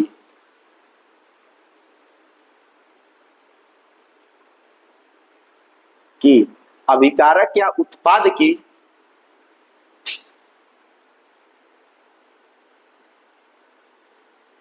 अभिकारक या उत्पाद की चिन्ह रहेगा स्टूडेंट, चिन्ह लगाकर, उसकी गुणांक लगाकर संतुलित कीजिए। यानी कि अभिकारक और उत्पाद का जो चिन्ह है उसमें देखना है कि किसके पास सबसे अधिक परमाणु हैं, तब उसके क्या करना है, आगे उसके गुणांक के आगे वाले पे क्या करना है? लगाना है। आइए देखते हैं पीछे वाले स्लाइड से हम समझते हैं।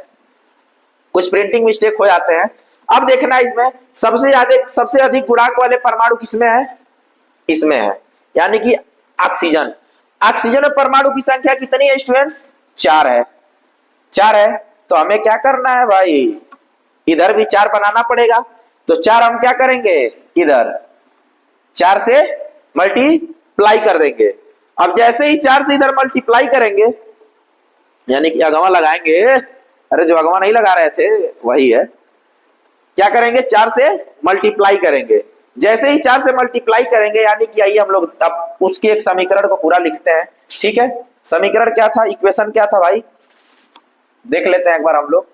FeH2O Fe3O4, ठीक है, क्या था?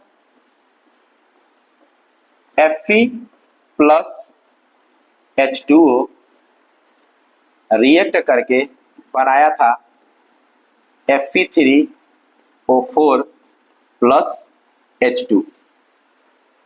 आपने देखा 4 की संख्या किधर थी? एक ग्राफ देखते चलना है भाई, ग्राफ देख के। 4 उत्पाद में परमाणु की संख्या ऑक्सीजन की कितनी थी? 4 थी। तो हमने क्या किया? अभिकारक के तरफ ऑक्सीजन में 4 से मल्टीप्लाई कर दिया, यानी कि 4 आप किसमें लगाए हैं? 4 इसके साइड पे लगाए हैं। कहां लगाए हैं? 4 यहां पर लगाए हैं। अच्छे से एकदम साफ साफ लिखते चलो भाई, घबराओ नहीं।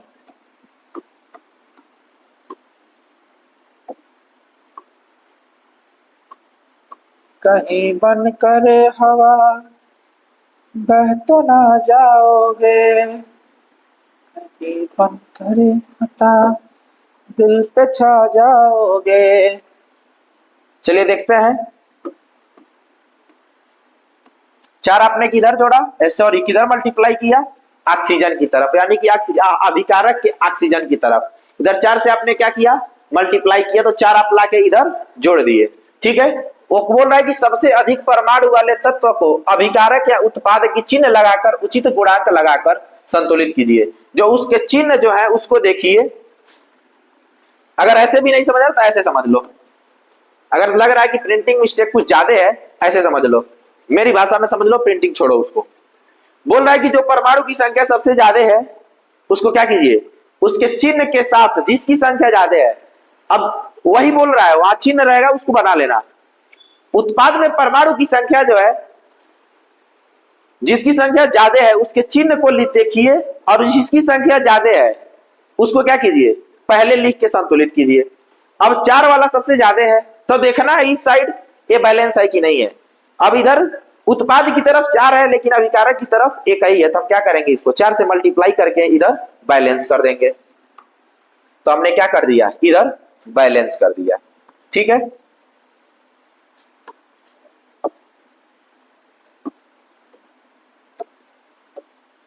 इधर हमने क्या किया, बैलेंस कर दिया। क्या कर दिया, बैलेंस कर दिया। तीसरा चरण खत्म हो गया। चौथे चरण में कह रहा है कि सभी तत्वों को परमाणुओं को, अब सभी तत्वों के परमाणुओं को अभिकारक और उत्पाद के आगे गुणक लगाकर संतुलित कीजिए। क्या कीजिए, गुणक लगाकर संतुलित कीजिए। अब जो बड़ा वाला है उसको लिखने के बाद अब जितने बच रहे हैं उसको क्या कीजिए, संतुलित कीजिए। फिर आओ ग्राफ में, यहां से हम लोग समझेंगे। अब देखो इस वाले में क्या है, दोनों दो दो बराबर है। अब इधर एक उत्पाद की तरफ 3 है, इधर एक ही है, तो हमें क्या करना पड़ेगा, इधर फिर से 3 से मल्टीप्लाई कर देंगे। ध्यान देना, Fe में 3 से मल्टीप्लाई किए हो, ये चीज याद रखना, किसमें मल्टीप्लाई कर रहे हो। यहाँ पे ऑक्सीजन वाले में किए हो इसलिए यहां लाके जोड़े हो, ऑक्सीजन में किए हो इसलिए 4 से मल्टीप्लाई यहां किए हो। अब अगला किसमें किए हो तुम, मान लो ये बनाए हो Fe प्लस 4H2O रिएक्ट किया है, Fe3O4 बना है प्लस H2 बना है। तुमने मल्टीप्लाई किसमें किया है, मल्टीप्लाई किसमें किया है, Fe में, कितने से, 3 से। ठीक है, 3 से। अब 3 से तुमने क्या किया, मल्टीप्लाई कर दिया, ये भी काम खत्म। अब हमें देखना है कि ये बैलेंस हो गया कि नहीं। अब ध्यान दो, 3 Fe इधर और 3 Fe इधर, आयरन इधर 3, इधर भी 3। इधर ध्यान देना, ऑक्सीजन की संख्या इधर कितनी है, इधर कितनी ऑक्सीजन की संख्या, 4, इधर भी 4। ठीक है, इधर ऑक्सीजन कितना है, 4। ध्यान देना भाई, केमिस्ट्री को कठिन नहीं समझना, थोड़ा सा मैं आराम आराम से लेके चल रहा हूं, आराम आराम से ही पढ़ना, कठिन नहीं समझना, बहुत इजी लगेगा, बस अच्छे से पढ़ते चलो। ऑक्सीजन की संख्या इधर 4, इधर भी 4।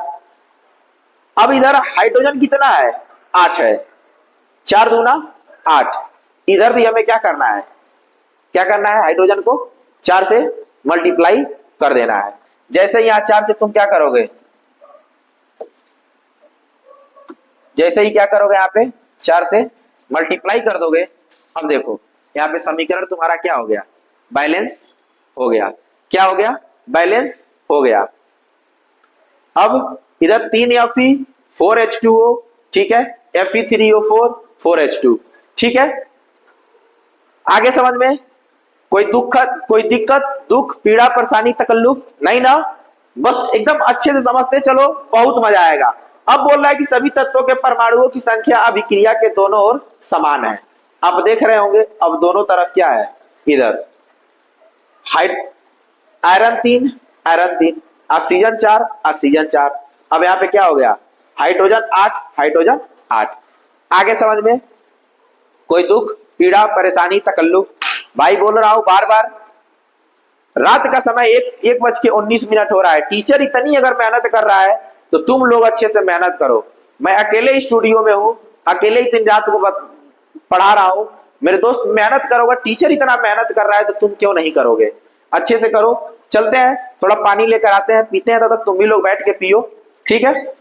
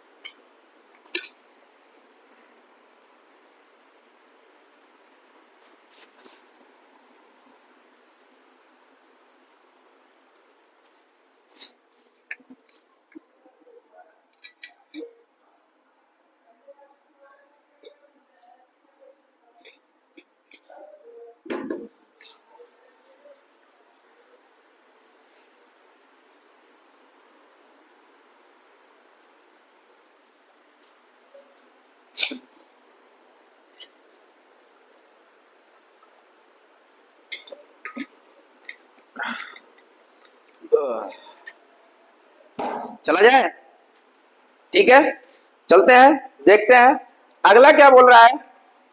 यहाँ पे अभिकारको होगा, थोड़ा सा प्रिंटिंग मिस्टेक है, यहाँ पे क्या होगा, अधिकारको नहीं अभिकारको होगा। अभिकारकों एवं उत्पादों की भौतिक अवस्था लिखना, यानी कि अब बैलेंस हो गया है। तो मैं बोला हूं क्या आपने पढ़ा है रासायनिक समीकरण में, पहले उसके चिन्हों के द्वारा लिखिए, फिर उसको संतुलित कीजिए और क्या कीजिए, उसकी जो अवस्था है उसकी अवस्था को भी लिख दीजिए। जैसे आप क्या करेंगे, अब यहाँ पे स्टूडेंट Fe क्या होता है आपका,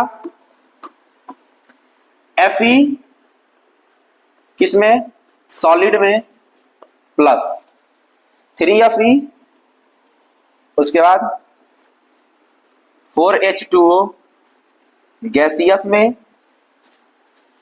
ठीक है, गैसियस फेज में जाएगा, आयरन के साथ रिएक्ट करेगा तो ठीक, Fe3O4 सॉलिड में और प्लस हाइड्रोजन क्या है, ये तो गैस है ही, गैसियस में। आगे समझ में, तो साथ में क्या करना है स्टूडेंट, उसके स्टेट को भी लिखना है कि वो किस अवस्था में पाया जा रहा है।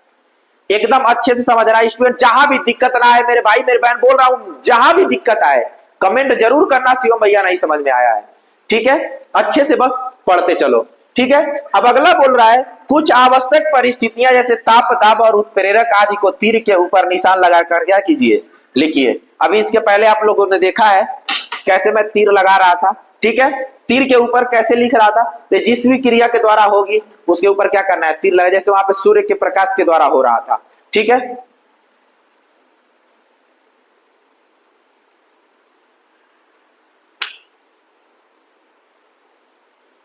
देखो हिटा रहा है तो काम करना चालू कर दे रहा है, ठीक है। अब यहां से समझते हैं स्टूडेंट, एकदम फास्ट समझते चलेंगे, यहां से टॉपिक बहुत इजी हो जाएगी, ठीक है, क्योंकि वहां से आप लोगों ने रासायनिक अभिक्रिया को एकदम अच्छे से समझ लिया है। अब यहाँ बस समझना है क्या कहना चाह रहा है, ठीक है, एकदम अच्छे से समझते चले, यहां से थोड़ा टॉपिक फास्ट जाएगी, मजा आएगा, ठीक है। बोल रहा है यहाँ पे कि वह रासायनिक अभिक्रिया जिसमें दो या दो से अधिक पदार्थ संयोग करके एकल उत्पाद का निर्माण करते हैं संयोजन अभिक्रिया कहलाती है।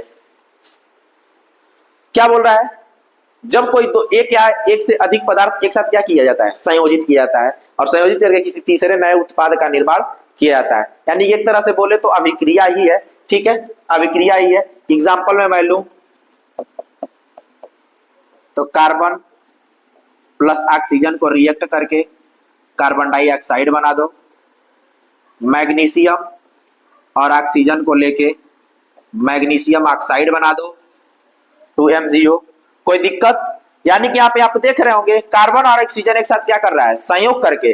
वह रासायनिक अभिक्रिया जिसमें दो या दो से अधिक पदार्थ या तत्व या यौगिक संयोग करके एकल उत्पाद का निर्माण करते हैं, यानी कि उत्पाद सिर्फ एक ही बनेगा, ये भी याद रखना है, सिर्फ एक ही उत्पाद बनेगा, यानी कि सिर्फ इस साइड एक ही कोई तत्व या फिर यौगिक बनेगा, ठीक है। आगे समझ में, बस भाई थोड़ा सा दिमाग लगाना, यहाँ से टॉपिक बहुत इजी है, क्योंकि जो समझने वाली चीजें थी वो पहले तुमने समझ लिया है, और पहले बता दे रहा हूं घबराना नहीं, सेकंड लेक्चर में तुमको मिलेगा क्या, समीकरणों को संतुलित करना, और थर्ड में एनसीईआरटी क्वेश्चंस। 3-3 लेक्चर में जाएंगे वीडियो, 3-3 लेक्चर में चैप्टर कंप्लीट होंगे, घबराना नहीं है, लास्ट तक बस बने रहना, मजा आए तो दोस्तों को भी शेयर करना जरूर, ठीक है, और कमेंट जरूर करना, अच्छा लगे तो, और अगर नहीं समझ में आए तो भी करना कि शिवम भैया हमें यहां समझ में नहीं आया है, ठीक है।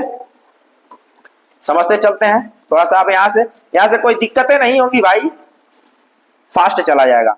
अब दूसरा आता है हमारा वियोजन अभिक्रिया, वह रासायनिक अभिक्रिया जिसमें यौगिक बाह्य कारकों के प्रभाव द्वारा किसी बाहरी में बोला हूं ना, बाह्य अवयव, स्टार्टिंग में ही मैंने बोल दिया है, बाह्य अवयव या तत्वों के लघु यौगिकों में अपघटित हो जाते हैं। अपघटित यानी कि टूट जाना। कोई भी यौगिक हो तत्व हो, क्या होगा, छोटे छोटे लघु, छोटे छोटे या फिर लघु अवयव यानी कि यौगिक में क्या करेगा, टूट जाएगा, तत्व में टूट जाएगा।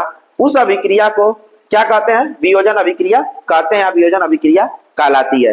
ये अभिक्रियाएं किसके द्वारा, उष्मा के, प्रकाश के अथवा विद्युत द्वारा संपन्न होती हैं। वियोजन अभिक्रियाएं 3 प्रकार की होती हैं।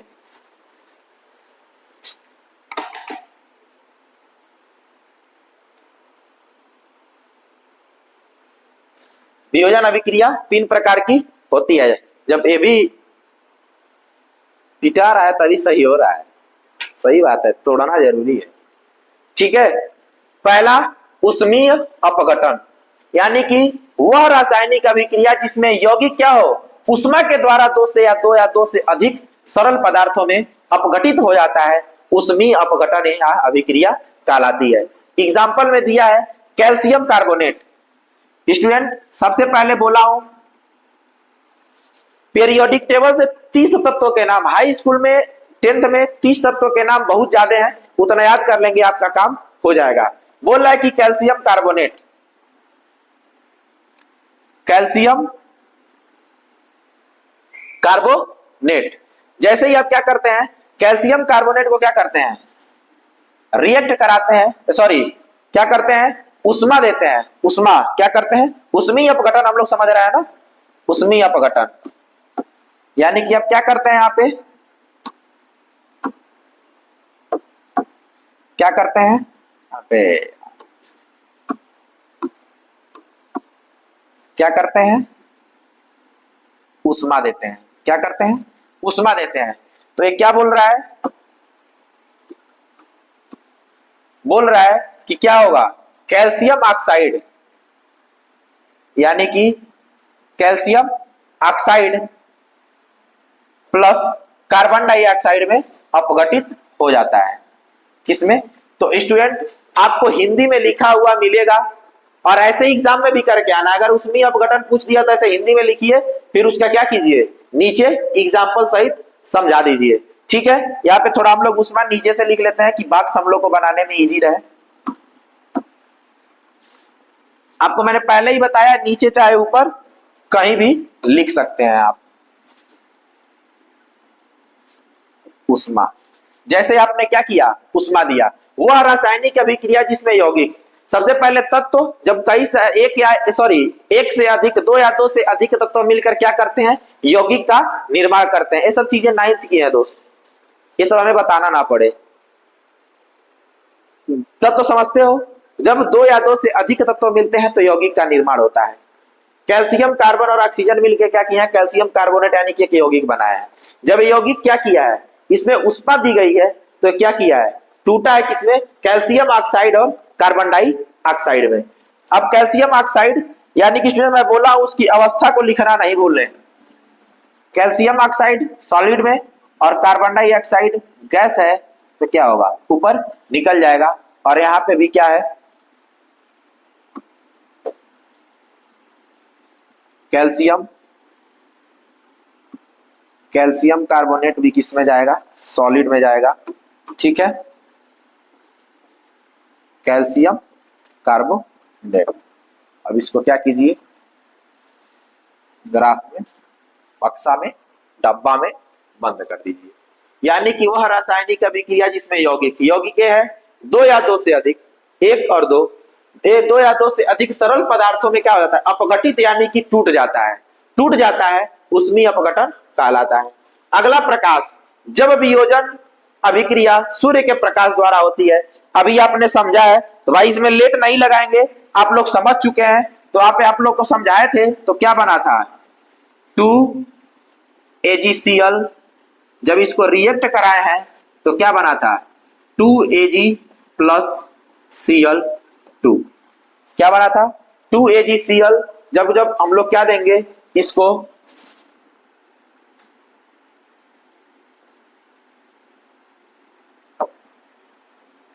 Cl2, जैसे ही आप लोग क्या देंगे इसको, उष्मा देंगे सॉरी उष्मा कह रहे हैं, क्या देंगे?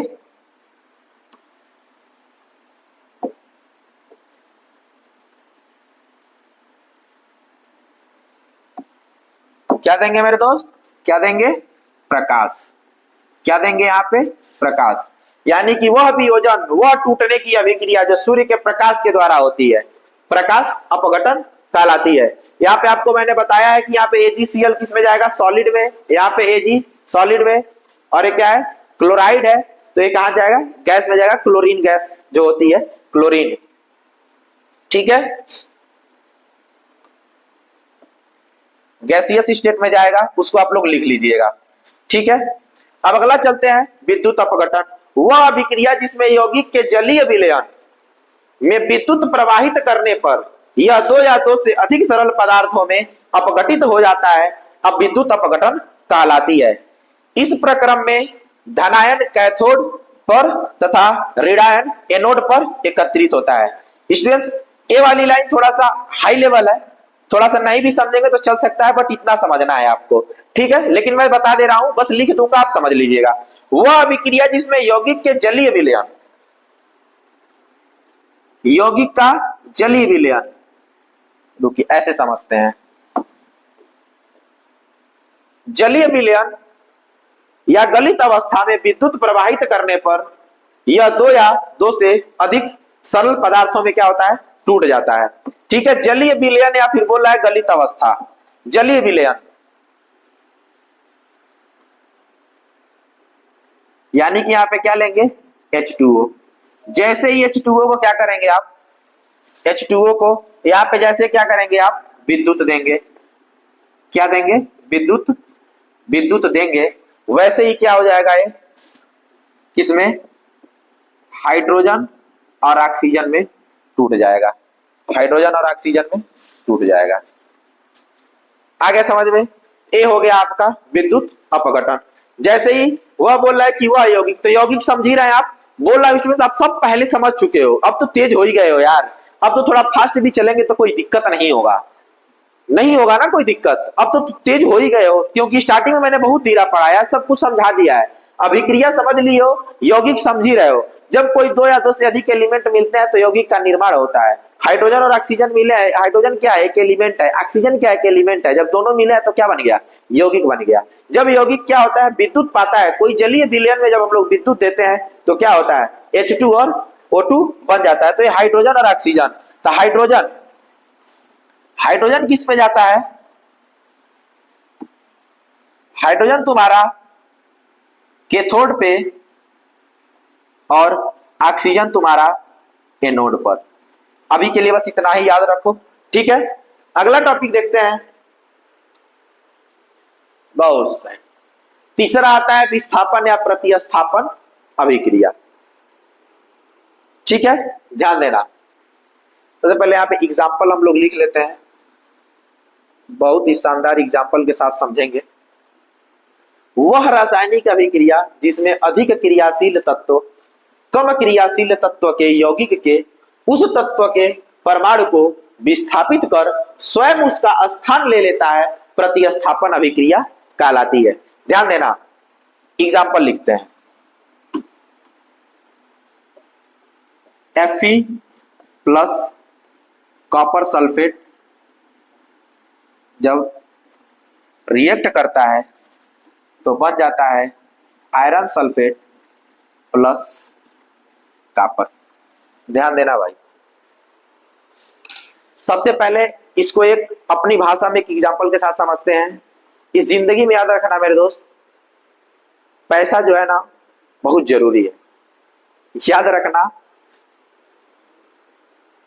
अगर तुम्हारी किसी उस लड़की से या फिर किसी लड़की का किसी उस लड़के से दोस्ती चल रही है, फ्रेंड हो, इस चीज को याद रखना, अगर पढ़ाई लिखाई करके अच्छे नहीं बने, पैसे वाले नहीं बने, पक्का उस बीच में तीसरा आके उठा के लेके जाएगा, इतना गारंटी है।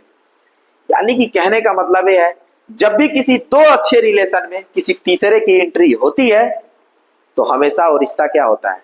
टूटता ही है। सेम वही कंडीशन अभी यहां पे मिलेगा। ध्यान देना, बोल रहा है कि अधिक क्रियाशील, यानी ध्यान देना अपनी लाइफ में ज्यादा पैसों वाला क्या करेगा, उठा के लेके जाएगा। ध्यान देना भाई, पढ़ लो भाई, नहीं तो समझ रहे हो लेके चला जाएगा कौन और अपनी वाली को, समझ रहे हो। ठीक है, अच्छे से पढ़ो, बस समझते चलो। अपनी वाली को कोई और लेके चला जाएगा, पैसा वाला, इस चीज को याद रखना। अपनी वाली को कोई और लेके चला जाएगा, भर जिंदगी तुमने उसके साथ रहा, और लास्ट दांव पे पैसा वाला आएगा, यानी कि अधिक क्रियाशील वाला आएगा और तुमको हटा के उसका जगह, तुम्हारा जगह अपने ले लेगा, और भाई उसको जाना भी पड़ेगा।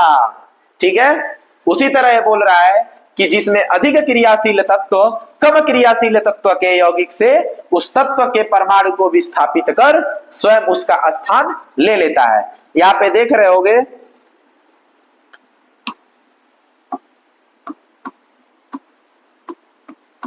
Fe क्या है, Fe कॉपर सल्फेट, यानी कि कहने का मतलब यह है हमारा एक लोहे की कील है, यानी कि आयरन, कॉपर सल्फेट के विलयन में जैसे हम लोग उसको क्या करते हैं, डुबोते हैं, तो जस्ट उसके ऊपर क्या लगती है, कॉपर का जो कील है, कील के नोक पे क्या होता है, कॉपर की लेयर चढ़ जाती है।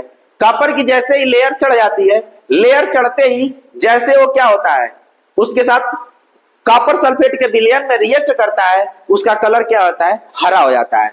यानी कि कहने का मतलब यह है कि कम क्रियाशील तत्व अधिक क्रियाशील तत्व कम क्रियाशील तत्व को क्या करता है, वहां से हटा देता है। यहाँ पे तुम देख रहे होगे, यहाँ पे हमारा आयरन जो है कॉपर सल्फेट के साथ क्या कर रहा है, रिएक्ट कर रहा है। कॉपर सल्फेट के साथ यहाँ पे हम लोग लोहा यानी कि कांटी को क्या किए, कांटी यानी कि लोहा यानी कि आयरन, ठीक है, लोहा यानी कि आयरन।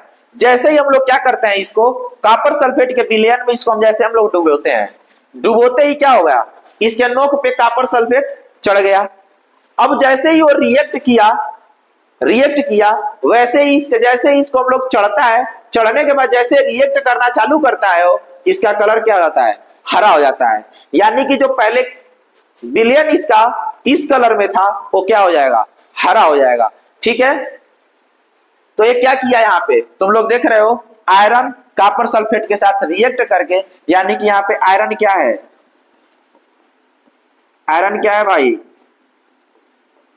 अधिक क्रियाशील, यानी भाई पैसों वाला यही है, पैसे वाली प्रॉपर्टी यही है, इसलिए कह रहा हूं भैया पढ़ लो, नहीं तो अधिक क्रियाशील वाला आएगा अपनी वाली को ले जाएगा, अब भैया तू कुछ नहीं कर पाएगा, ये भी याद रखना। अधिक क्रियाशील यानी कि पैसा वाला आएगा अपनी वाली को लेकर जाएगा। अब आयरन क्या है, कॉपर की तुलना में अधिक क्रियाशील है, और कॉपर क्या है, कम क्रियाशील है। क्या है, कम क्रियाशील है। तो अधिक क्रियाशील वाला क्या करेगा, देख रहे हो यहाँ पे कॉपर पहले यहां था, अब कॉपर का जगह अपने ले लिया है। अगर ये भी नहीं समझ में आ रहा तो लाइफ से समझ में आया। कम क्रियाशील तत्व क्या करेगा, सॉरी अधिक क्रियाशील तत्व क्या करेगा, कम क्रियाशील तत्व को चल निकल यहां से, बस वही होगी भाई। पढ़ लिख के अच्छे पैसे वाले बन जाओ, तब जैसा कहोगे वैसी तुम्हारी शादी विवाह जिससे कहोगे उससे होगा, नहीं तो अपनी वाली को, चाहे कोई भी हो भाई, मैं ये नहीं कह रहा हूं सिर्फ तुम्हें, कोई भी हो, सबके लिए वही फॉलो होता है। पैसा कमा लो, जिससे कहोगे उससे हो जाएगा, वरना अपनी वाली को कोई दूसरा ले जाएगा। ठीक है भाई, पढ़ना एकदम अच्छे से मन लगा के पढ़ो। ठीक है, ये समझ में आ गया। अधिक क्रियाशील तत्व क्या करता है, कम क्रियाशील तत्व को क्या करता है, हटा के उसका स्थान खुद ले लेता है। ठीक है, चलते हैं अगले समीकरण की तरफ, अगले टॉपिक की तरफ। बोल रहा है द्विविस्थापन अभिक्रिया। द्विविस्थापन यानी कि स्टूडेंट सेम चीजें वही है, विस्थापन है, बस यहाँ पे क्या हो जाएगा, दो तत्वों का विस्थापन होगा। ये समझना ना पड़े, समझाना ना पड़े, आप लोग समझ जाएंगे। NaCl प्लस AgNO3 को आप देख रहे हैं, NaCl, Na क्या किया है, Ag का जगह सॉरी Na के जगह पे Ag आ गया है, और Ag के जगह पे Na आ गया, यानी कि दो क्या हुआ है, यहाँ पे दो एलिमेंटों का क्या हुआ है, विस्थापन हुआ है, ठीक है। इसमें आयनों का निर्माण होता है, NaCl पे माइनस, ठीक है, NO3 पे माइनस। अब ये माइनस क्या करते हैं, प्लस वाले के साथ रिएक्ट कर लेते हैं, घबराना नहीं है, ठीक है। थोड़ा सा लेवल अप जाते हैं सब आयन वाले, घबराना नहीं है। बस अभी के लिए एग्जाम्पल आप लिख सकते हैं, यानी कि जिसपे आदान प्रदान कितने का, 2 का होगा, कितने का होगा, 2 का होगा, ठीक है।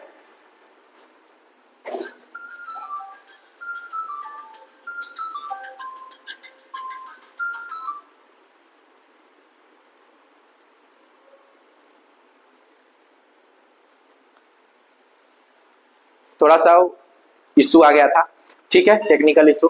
देखते हैं इसमें क्या होगा। इस अभिक्रिया में उत्पादों का निर्माण दो यौगिकों के बीच आयनों के आदान प्रदान से होता है, ठीक है, आयनों के आदान प्रदान से होता है। यानी कि स्टूडेंट्स NaCl पे माइनस, NO3 पे माइनस। आप यहाँ पे देख रहे होंगे NaCl पे माइनस। अब Cl माइनस वाला क्या करता है, Ag के साथ जुड़ जाता है, और NO3 माइनस वाला Na के साथ जुड़ जाता है। यानी कि यहाँ पे क्या हुआ, उसके आयनों का आदान प्रदान होता है, ठीक है। आयनों के आदान प्रदान से यानी कि दो तत्व क्या होंगे, विस्थापित होंगे, ठीक है। इस अभिक्रिया में उत्पादों का निर्माण दो यौगिकों के बीच आयनों के आदान प्रदान से होता है। आ गया समझ में?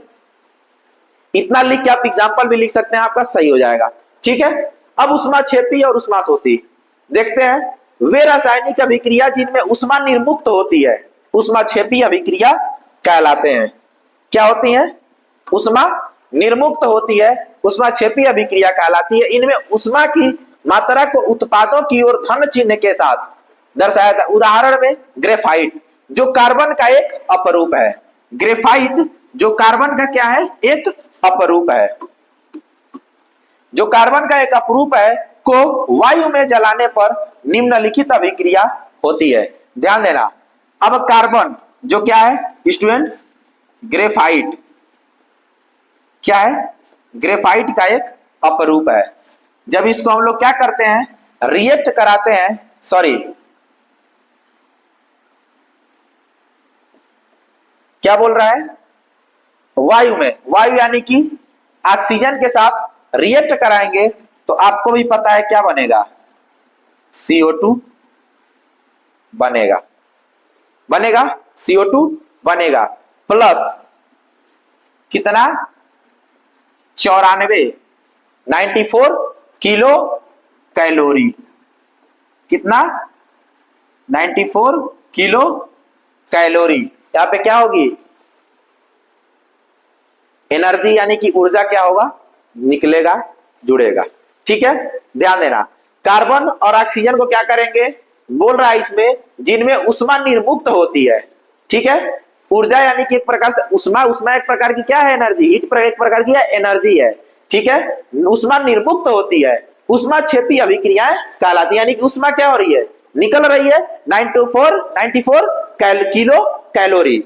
इनमें ऊष्मा की मात्रा को उत्पादों की ओर धन चिन्ह के, धन चिन्ह से हमने लिख दिया, धन चिन्ह जितना निकल रही है उसको क्या किया, उत्पादों की ओर धन चिन्ह से दर्शाया जाता है। उदाहरण में ग्रेफाइट जो कार्बन का, ये कार्बन है, ग्रेफाइट का अपरूप है, कार्बन का एक अपरूप है को वायु में जलाने पर निम्नलिखित अभिक्रिया होती है। जैसे ही आप लोग वायु में जलाएं यह अभिक्रिया क्या हुई, हो गई। भाई देखो, जहां नहीं समझ में आएगा फिर कह रहा हूं, अगर ज्यादा तेज हो रहा हूं, ज्यादा फास्ट बोल रहा हूं तो अभी के लिए समझ लो।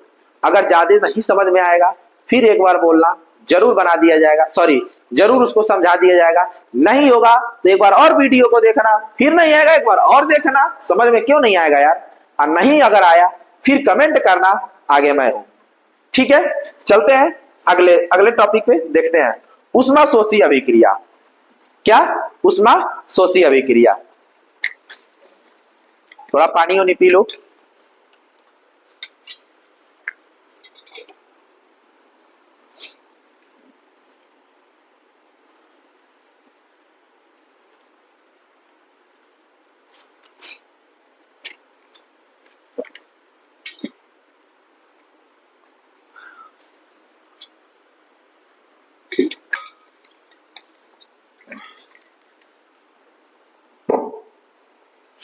देखो चलते हैं उष्माशोषी अभिक्रियाएं।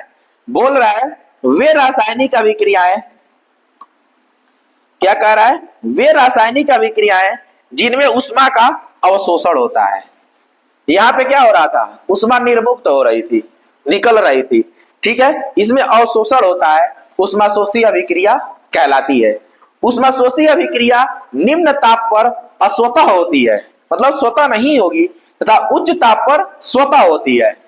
अगर ज्यादा ताप नहीं है तो अपने मन से नहीं होगी, और उच्च ताप है तो अपने आप से होने लगती है।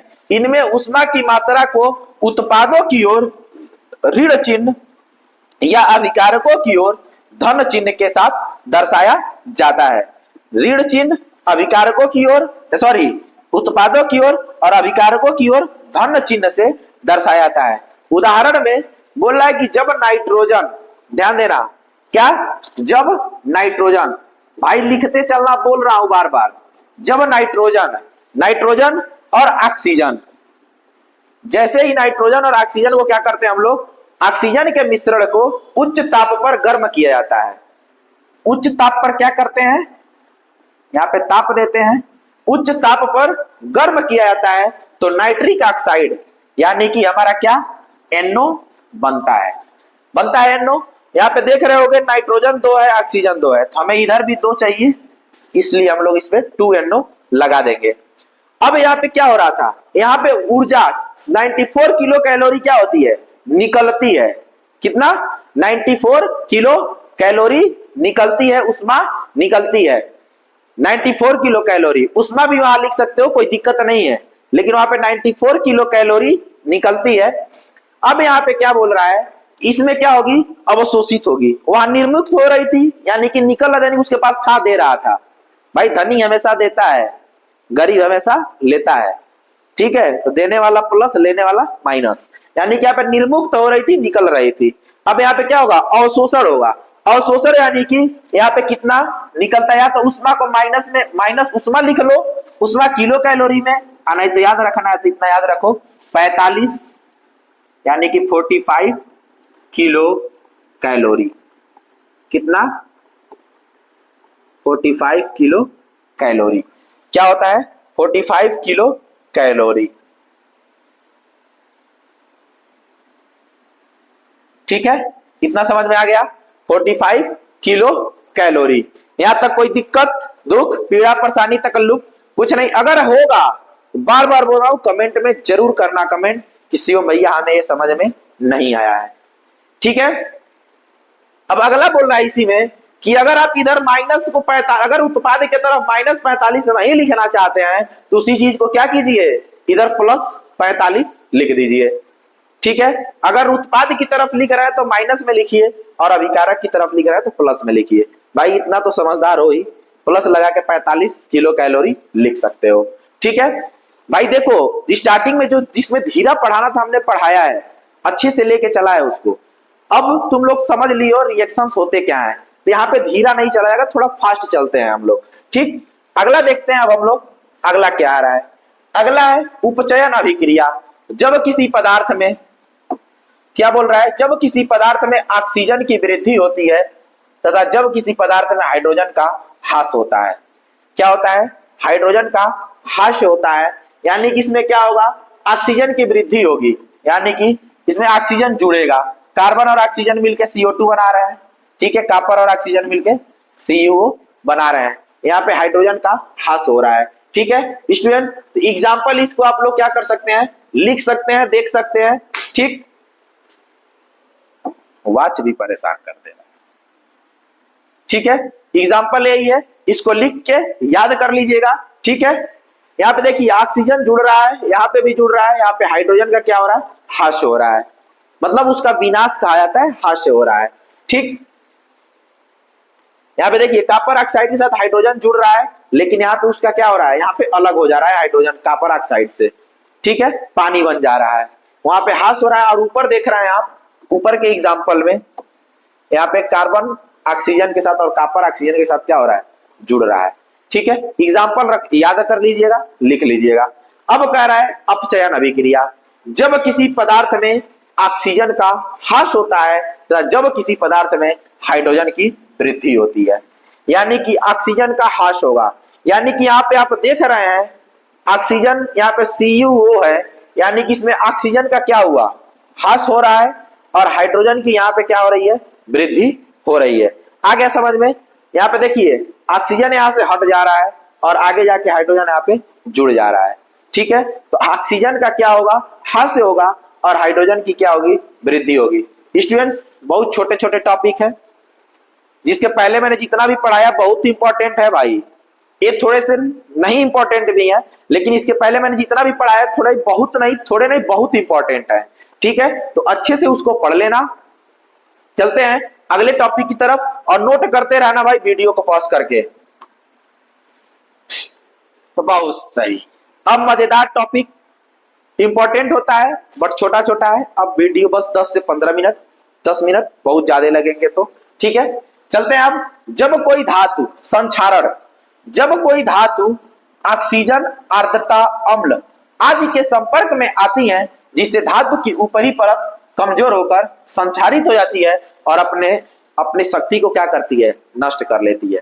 जब कोई धातु है जैसे लोहा, जंग लगना, लोहा को आप क्या करते हैं, अगर आप बाहर रख देते हैं कहीं आसपास में, आप देखते होंगे बाहर रख देते होंगे तो पानी से भीगता होगा, नमी आती होगी, भीग के वो क्या करता होगा, जंग लग जाता होगा उस पे। ठीक है, उसकी ऊपरी परत क्या होती है, कमजोर हो जाती है और अपनी शक्ति को क्या धीरे धीरे वो क्या करता है, अपनी शक्ति को खो देता है। ठीक है, उसे ही क्या बोलते हैं, संक्षारण बोलते हैं। लोहे की वस्तुओं पर जंग लगना, चांदी के ऊपर काली परत और तांबे के ऊपर हरी परत चढ़ना संक्षारण के उदाहरण है। यसद लेपन, विद्युत लेपन, पेंट करके संक्षारण से धातुओं को बचाया जा सकता है। स्टूडेंट्स बहुत छोटे छोटे टॉपिक हैं यार, जो आपको पढ़ाना था वो मैंने पढ़ा दिया है। अब थोड़ा सा फास्ट भी चलेंगे तो कोई दिक्कत नहीं होगा। ठीक है, लास्ट टॉपिक, एपिसोड का लास्ट स्लाइड। ठीक है, अच्छे से पढ़िएगा। लास्ट टॉपिक है हमारा विकृत गंधिता। बोल रहा है कि वसा युक्त यानी कि फैटी जो सामग्री होते हैं, यानी कि जिसमें फैट होता है, तेली होता है, तेली खाद्य सामग्री वायु के संपर्क में आने पर उपचयित हो जाता है, यानी कि इसमें ऑक्सीजन की मात्रा क्या हो जाती है, बढ़ जाती है, जिससे उनके स्वाद में, गंध में परिवर्तन हो जाता है। इसे ही विकृत गंधिता कहते हैं। जैसे आप लोग घर में देखते होंगे अचार खटाई उटाई होता है, अगर उसको आप रख देते हैं ज्यादातर, वैसे अगर बिना जार और की सहायता से देखते होंगे अक्सर वो खराब हो जाया करता है, उसमें गंध आने लगते हैं। तो वही बोल रहा है कि इसको वायु रोधी बर्तन खाद्य सामग्री में रखकर और वायु के स्थान पर नाइट्रोजन गैस द्वारा, यानी कि वायु में न रखकर नाइट्रोजन गैस उसमें रखकर क्या किया जाता है, इसको बचाया जा सकता है। ठीक, इसे गंध, इसके गंध को क्या किया जाता है, रोका जा सकता है। स्टूडेंट्स, मेरे भाई मेरे बहन, जहां भी आप लोग को इस पूरे वीडियो में अगर समझ में ना आया होगा, सबसे पहले तो हम लोग पढ़ाते ऐसे हैं, यूट्यूबर्स की यही तो खूबी है, पढ़ाता ऐसे है कि आपको ऐसा नहीं है कि डाउट एक भी बचेगा। लेकिन अगर इसके बाद भी अगर आपको डाउट बची होगी तो एक बार कमेंट जरूर कीजिएगा कि शिवम भैया हमें समझ में नहीं आया है। ठीक है, एक बार नहीं, दोबारा वीडियो देखना, नहीं समझ आएगा उसके बाद शिवम भैया एकदम है, कमेंट बस बेहिचक करना। मैं बार बार बोल रहा हूं, जो भी दिक्कतें होंगी कमेंट जरूर करना, उसके बाद शिवम भैया तुम्हारे लिए हमेशा खड़े हैं। दोस्त, तुम लोग खुद सोच सकते हो 1:54 रात के 2 बजने जा रहे हैं, अगर मैं तुम लोग के लिए इतनी रात को तुम्हारे लिए तुमको मैं पढ़ा रहा हूं, मेहनत कर रहा हूं, तो तुम एक कमेंट करोगे तो मैं तुम्हारे लिए वीडियो नहीं दूंगा? ऐसा कभी नहीं होगा भाई। यूटीएस कैरियर इंस्टीट्यूट हमेशा तुम्हारे साथ खड़ी है। बस जहां ना समझ में आया होगा या फिर कहीं थोड़ी सी टेक्निकल इश्यू आ गए होंगे, मान लो थोड़ा सा बहुत प्रिंटिंग मिस्टेक हो गया होगा, थोड़ी बहुत मिस्टेक्स हो गए होंगे, उसकी कोई वो नहीं है। अगर नहीं समझ में आया होगा तो जरूर कमेंट करना। ठीक है, एक बार जरूर कमेंट करना कि शिवम भैया हमें समझ में नहीं आया है, जरूर उसका सॉल्यूशन आपको दिया जाएगा।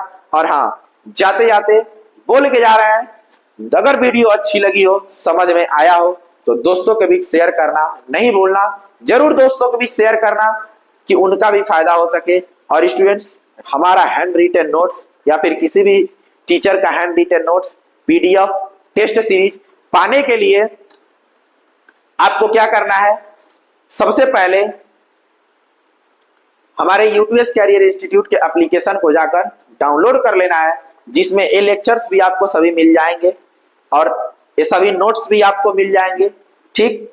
लेकिन यहाँ पे नोट्स मिलने से पहले आपको मैं बता दूं, अभी मैंने बोला था लास्ट में क्यूआर दूंगा आपको, तो यहां से भी आप पा सकते हैं। और सबसे पहले स्टूडेंट बता दें, आपका अपना खुद का नोट सबसे बेस्ट नोट्स होता है, तो आप कोशिश करें कि आप अपना खुद का बनाएं, ठीक है, एकदम अच्छे से पढ़ें, ठीक है। तो दोस्तों के बीच शेयर करना नहीं भूलना, ठीक है। तो जाते जाते आप लोगों को बहुत बहुत धन्यवाद कि आप लोग लास्ट तक बने रहे, मस्त से पढ़ें। फर्स्ट लेक्चर था, सेकंड लेक्चर आपको बैलेंसिंग मिलेगी और थर्ड लेक्चर में एनसीईआरटी क्वेश्चंस मिलेंगे। तो स्टूडेंट्स जाते जाते आप लोग को बहुत बहुत धन्यवाद कि लास्ट तक आप बने रहें, ठीक है। दोस्तों के बीच शेयर करना नहीं भूलिएगा।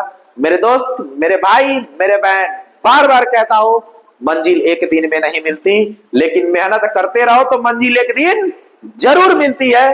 बस मेहनत करते रहना मेरे भाई, मेहनत करते रहना।